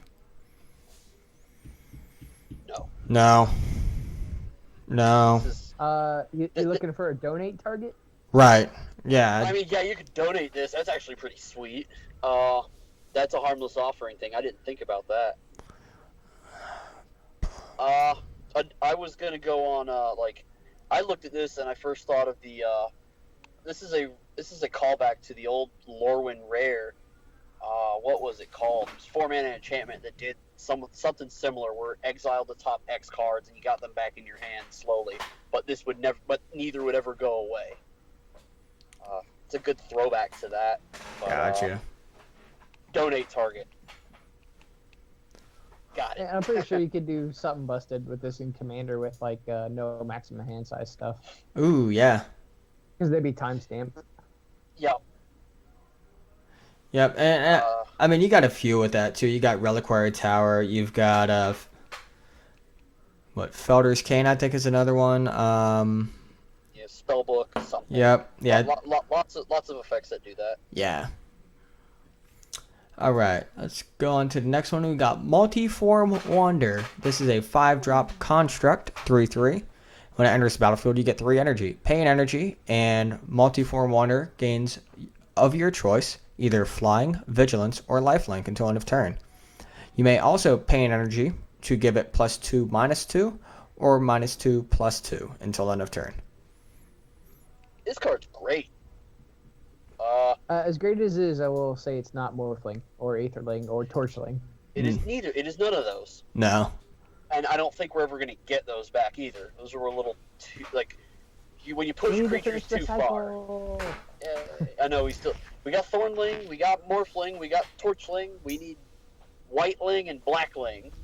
But we got Yeah. Artifact Ling. I nominate the white one be Yingling. Yes. But really, this card is fine. If there's an energy mid-range deck, this card goes into it. It does play. The fact that it can get Flying Vigilance or Lifelink on just the payment of 1 energy, where you kind of build your own Daybreak Coronet on top of it, and if you have lots of energy reserve, hitting for 5 in the air is fine. And just like at least all the other Lings, this one has the ability to get infinitely tough. Yeah. That's true, but unlike the other ones, it has no evasion, or like it has flying for evasion, but it can't like blink itself, so it can't dodge removal. It can't blink itself, and I think that's where they realized we don't want Lings taking control, because every Ling creature that's ever been printed has always gone into a control deck. Yeah, because they're good. Very. You play this every time in limited, and it goes into every limited deck, no question. Like him just making 3 energy for himself will get you a couple activations out of him, and then anything after that's upside. Yep. All right. Next up, we got Ovia Pashiri, Sage Lifecrafter.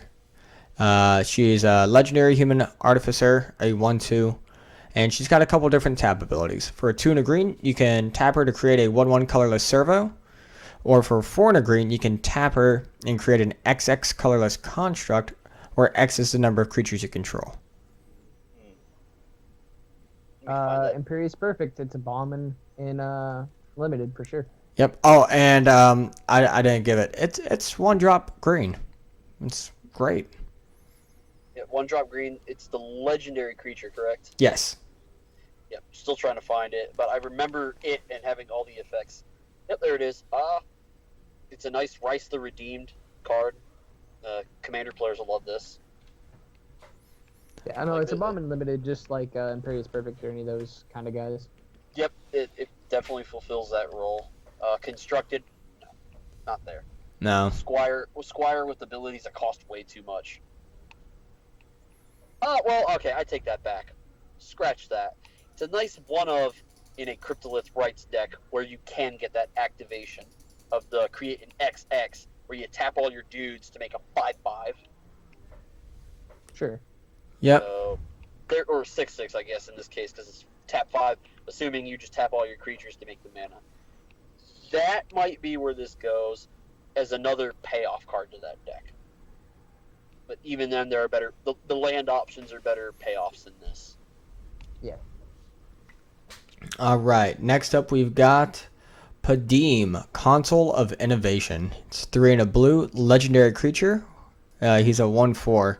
Artifacts you control have hexproof. At the beginning of your upkeep, if you control the artifact with the highest converted mana cost or tied for the highest converted mana cost, draw a card. So this does go in the Aetherflux deck. I did test this in that deck, and it is fine in the sideboard versus mid-range decks. Drawing cards is good. Protecting your reservoir is good. Yep, I mean, There it Hexproof's fine. Yep. Yeah, that's really the biggest thing he's bringing is just a hexproof. And as far as commander is concerned, this is probably the best commander creature in the set. As in a brand new commander. Like, Yep. this creates its own type of art. It creates another variation on Arkham Dagson. Yep. I mean, he'll basically take the spot of the Blue Braids as a commander, right? Yeah. Limited, I don't know. I mean, you're paying 4 mana for a 1/4 wall, basically. The artifacts have hexproof isn't entirely relevant unless you just have like 6-7 vehicles. It doesn't crew vehicles well, but it blocks well, so you have that going for you. Yeah, and the 4 toughness is pretty good too because it dodges most of your removal. Yes. All right. I think Grasp will start seeing more play. Yep. Yeah.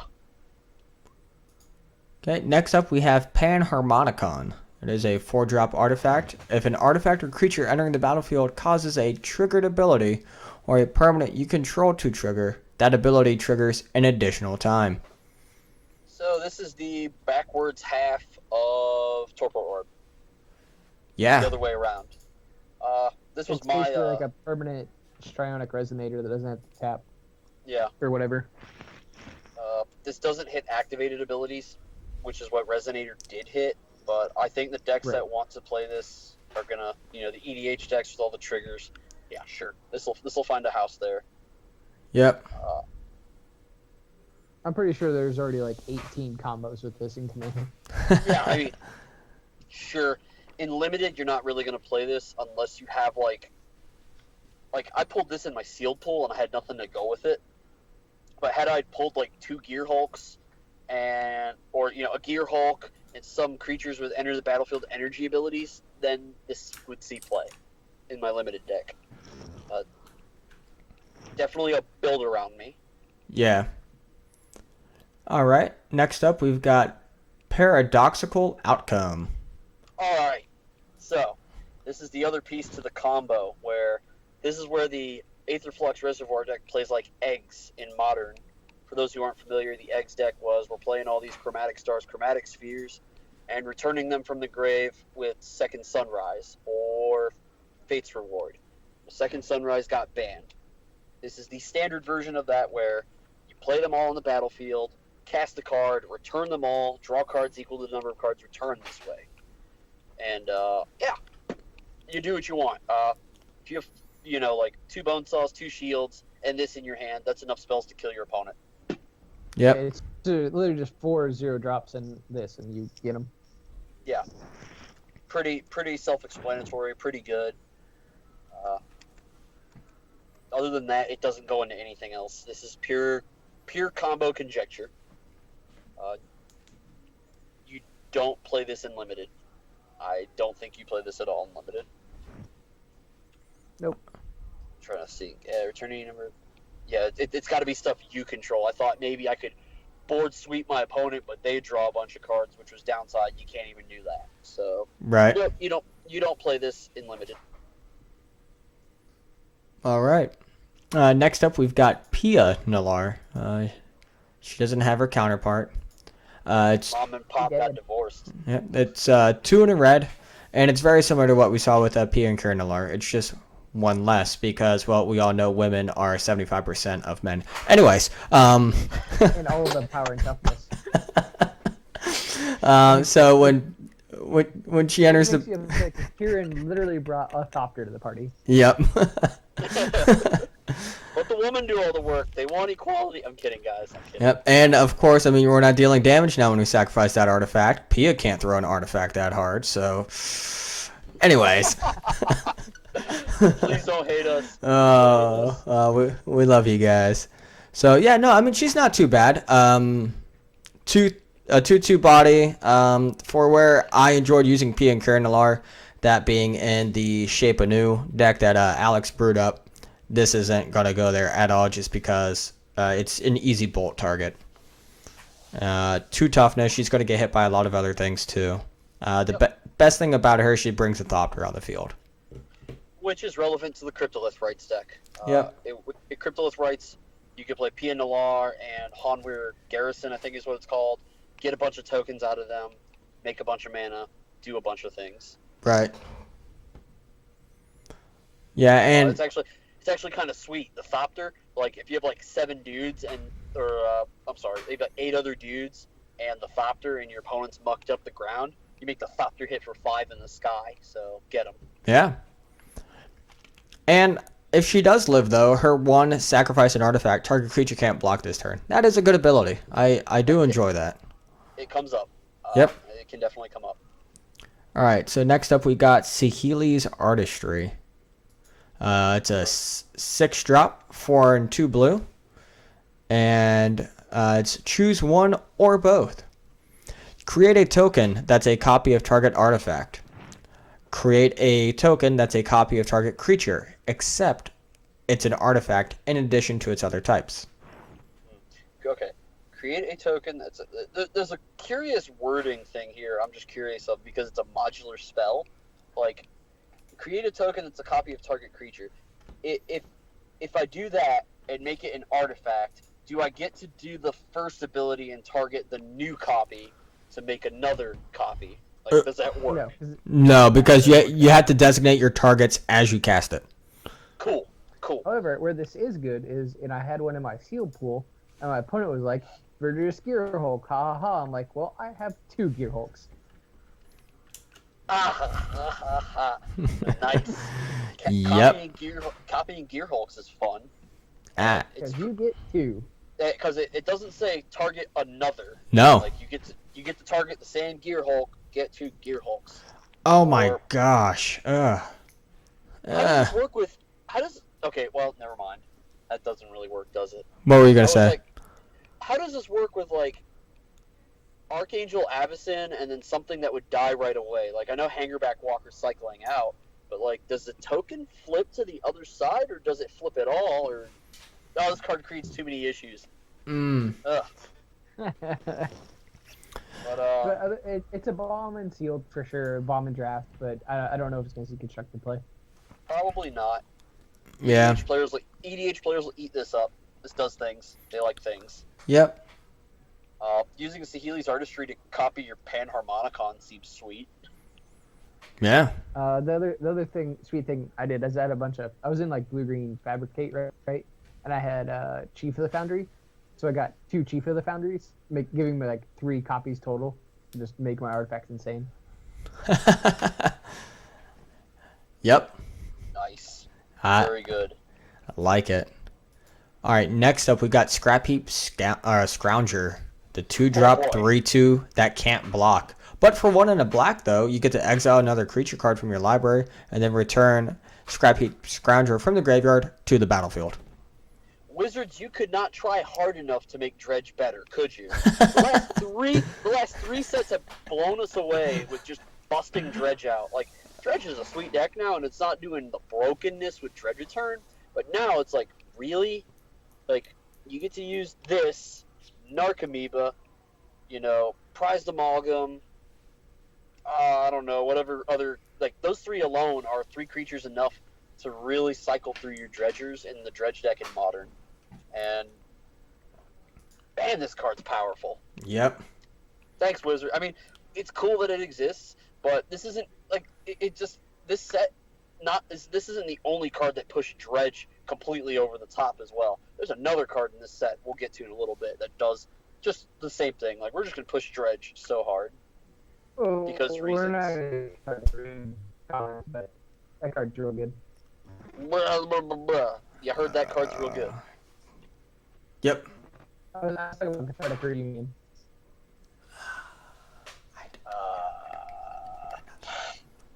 Brutal. Sorry. We got a sorry.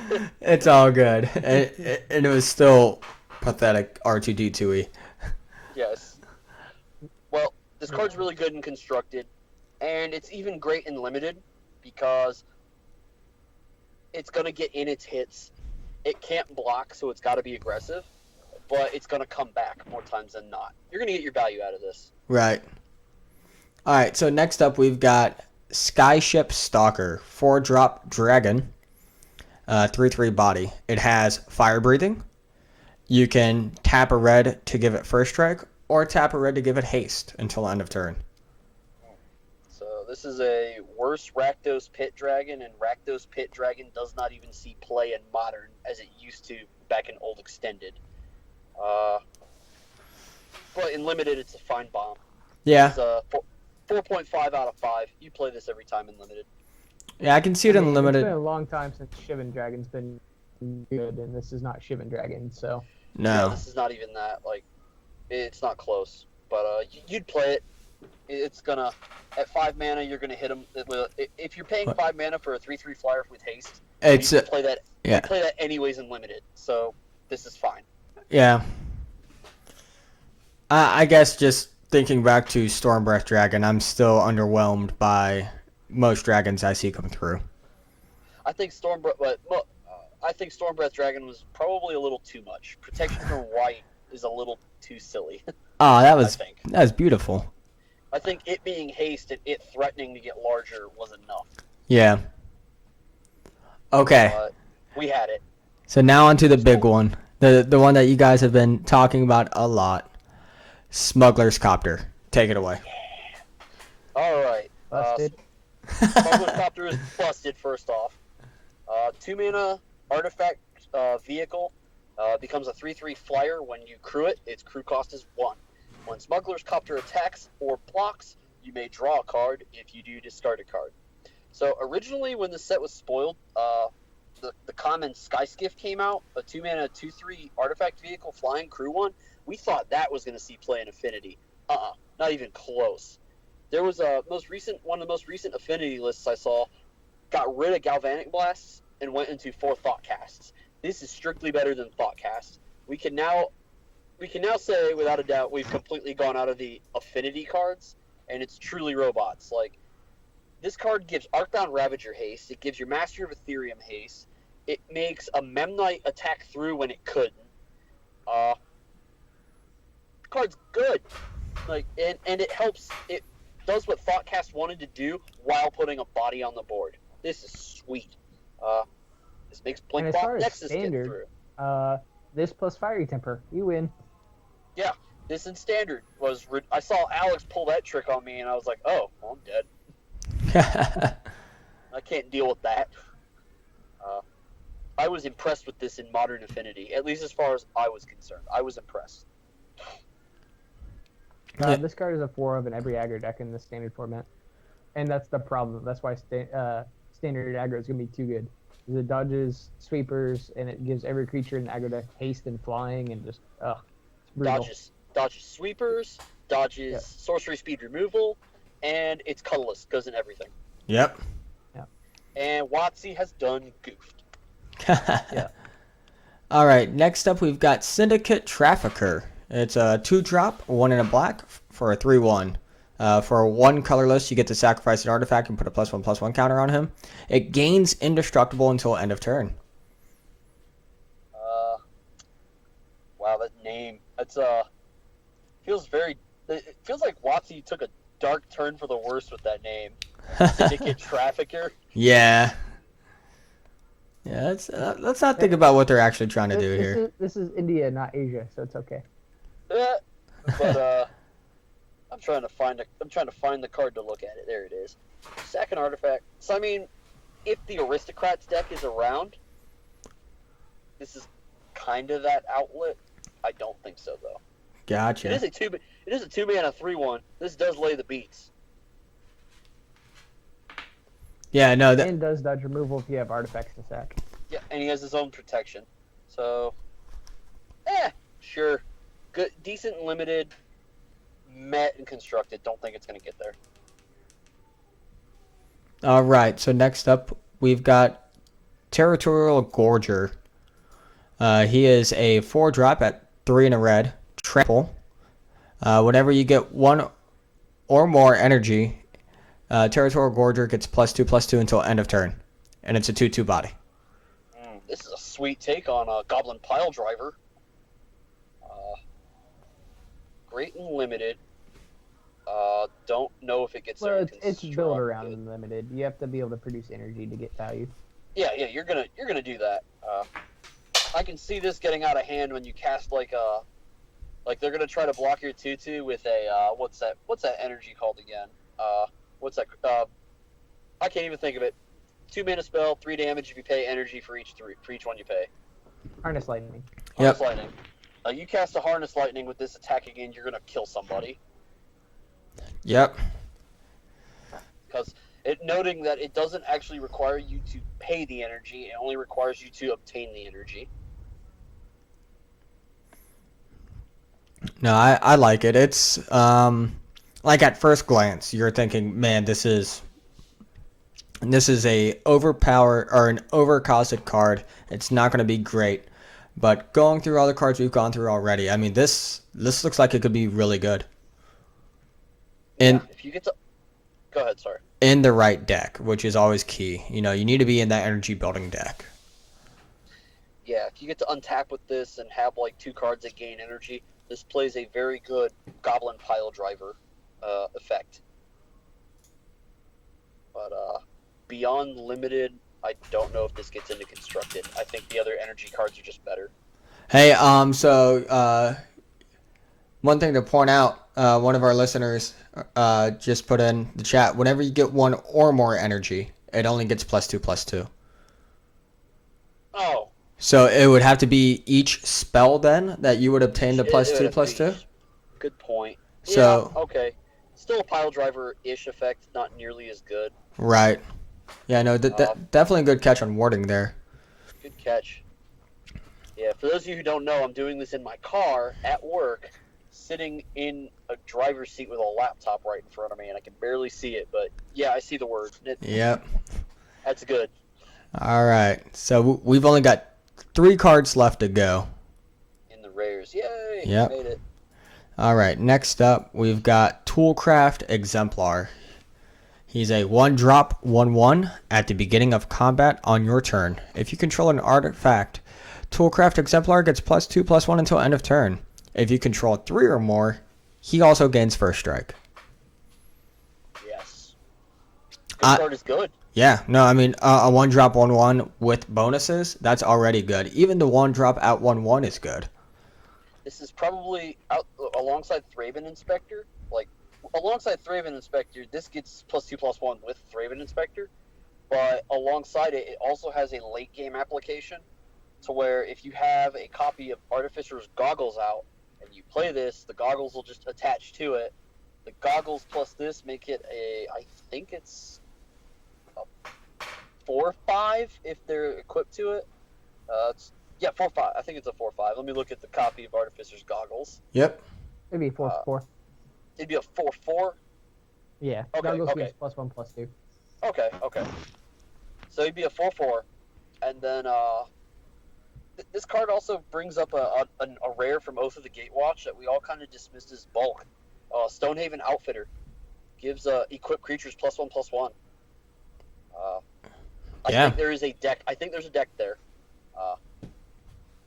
This alongside obviously Thraben Inspector, and that whether it's mono white, white red, white green, I don't know. It requires some testing and a little bit of building, dinking around.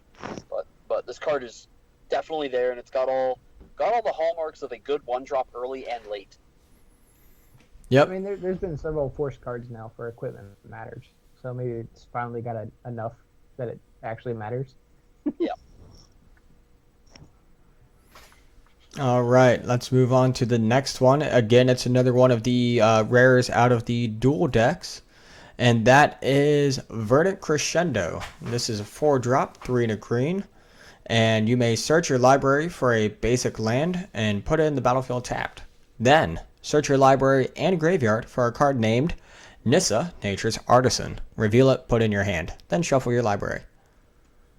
Why couldn't they just said Nissa Planeswalker card? That would have been way better. Yes, absolutely. But again, because it's coming in the dual deck, they don't want it to be great because that would make it great. You get land on battlefield and you get your Nissa back, whether it's Vital Force or one of the other ones. Couldn't this have just been explosive vegetation with upside? Right. It would have been better. You don't have to. You don't have to make the cards so bad to where they're unplayable, but come on. Ugh. This would be sweet in draft, though. Like, if you had Anissa and this in draft, but they're undraftable, so Yeah. take it for what it's worth. Yep. All right, and we have one more card left. Before we go over it, again, just one quick shout out. We are doing the Jace giveaway. 75 followers. We'll be picking a random follower, and we'll be giving away a Jace the Mind Sculptor. All right, so the last card. I'm actually pretty thrilled about this one. Wildest Dreams. XX in green. Return X target cards from your graveyard to your hand. Exile Wildest Dreams. Is this not a Taylor Swift song? What's that? It's not a Taylor Swift song. I'm pretty sure it's a Taylor Swift song. I think you're right. All right. Any listeners tell me it's a Taylor Swift All song. right. If you guys can prove this is a Taylor Swift song, I don't know. I'll think of something. We'll make This- Rob sing some of it. But no, It's a sweet card, though. yeah, I mean, at its worst, it's a 1 extra mana regrow effect, but this has the hallmarks of a broken card where, like, if you can Cryptolith Rights with this, or you can let's go even further back with Nykthos with this, ooh, or good old Gaia's Nykthos. Cradle. You get to start doing some pretty obscene things. Like, it can almost turn into, like, tap your land and draw 5 cards. Right. Is what it can almost turn into. I think this is best valued in a Cryptolith's Rights deck. I don't think your normal mid-range green is going to want this. I don't think even a like a mono green Stompy maybe, but No. If that deck wants to play anything, it's going to be Seasons Past. yeah. I mean, this is a fine sideboard card for control matchups, though. Like, typically, green can't rebuild after a Wrath. Like, when Wrath and they're done, and this helps with that. Not only were you good against Wraths, now you're better against Wraths. So there Right. you go. Yeah, and I mean, some complaints you have about the card is that indeed it is at its worst, Eternal Witness without the body. So sure, you may be wasting a turn, but it's target card also, and that's always a good thing. It's not, creature cards or non-creature cards. No, it is target cards. Anything you need, you get it back. It is a card, yeah. Like, I'm trying to think. There's a new duress in the set that hits a creature. Like, if they got rid of your 4-drop creature, this helps you curve back into it. Yep. All right. Well, that is going to do it for those that stuck around for the long haul. Thank you. That was fun. That was great. Oh, I love this. We- This is fun. We had a lot of different viewers come through. Jerry, you're working out great. Alex, as long as your video's not up and the wind is blowing just right, you're great.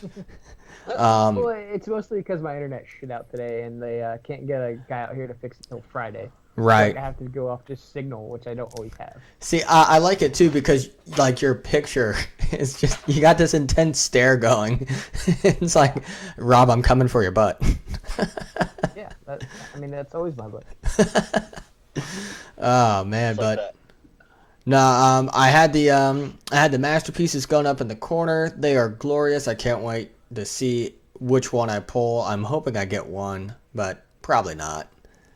I better see in the next set Lotus Bloom and Pented Prism. Make it happen. Why? So just so you can make an even more expensive ad nauseum deck? Yes! I got the whole thing foiled out with like 25 extra foils for given formats. Oh Jesus. I've got that deck so perfected at this point, it's disgusting. But now, I want inventions, because now that they got it, I want my Bloom and I want my Pented Prism. Right. Make it happen. The one actually I would like to see, not because I would run it, but like I actually want a decent art on the card, is Ensnaring Bridge. Yeah. Card would be infinity dollars. True, but it would actually have decent art maybe, because like all the old art is just bad. Yeah. Like, one's just unreadable, like brown mess, and the other one's like some vines on a log. Like, I don't understand. An unreadable brown mess. Looks like somebody crapped on the card. Yeah, literally. Like I don't know what's going on in that art. Nobody does. All right. Well, hey, that's going to do it for us tonight. If you guys saw anything you didn't like, you want to see more of this, please let us know on our Facebook page, facebook.com/thesnapcast. Follow us there. We have a YouTube channel. This will be uploaded there as well. So if you joined us late and you want to hear our opinions on some of the mythics that we talked about at the beginning, feel free to go through. Again, can't thank you guys enough, and we will talk to you guys later. Oh snap! Uh...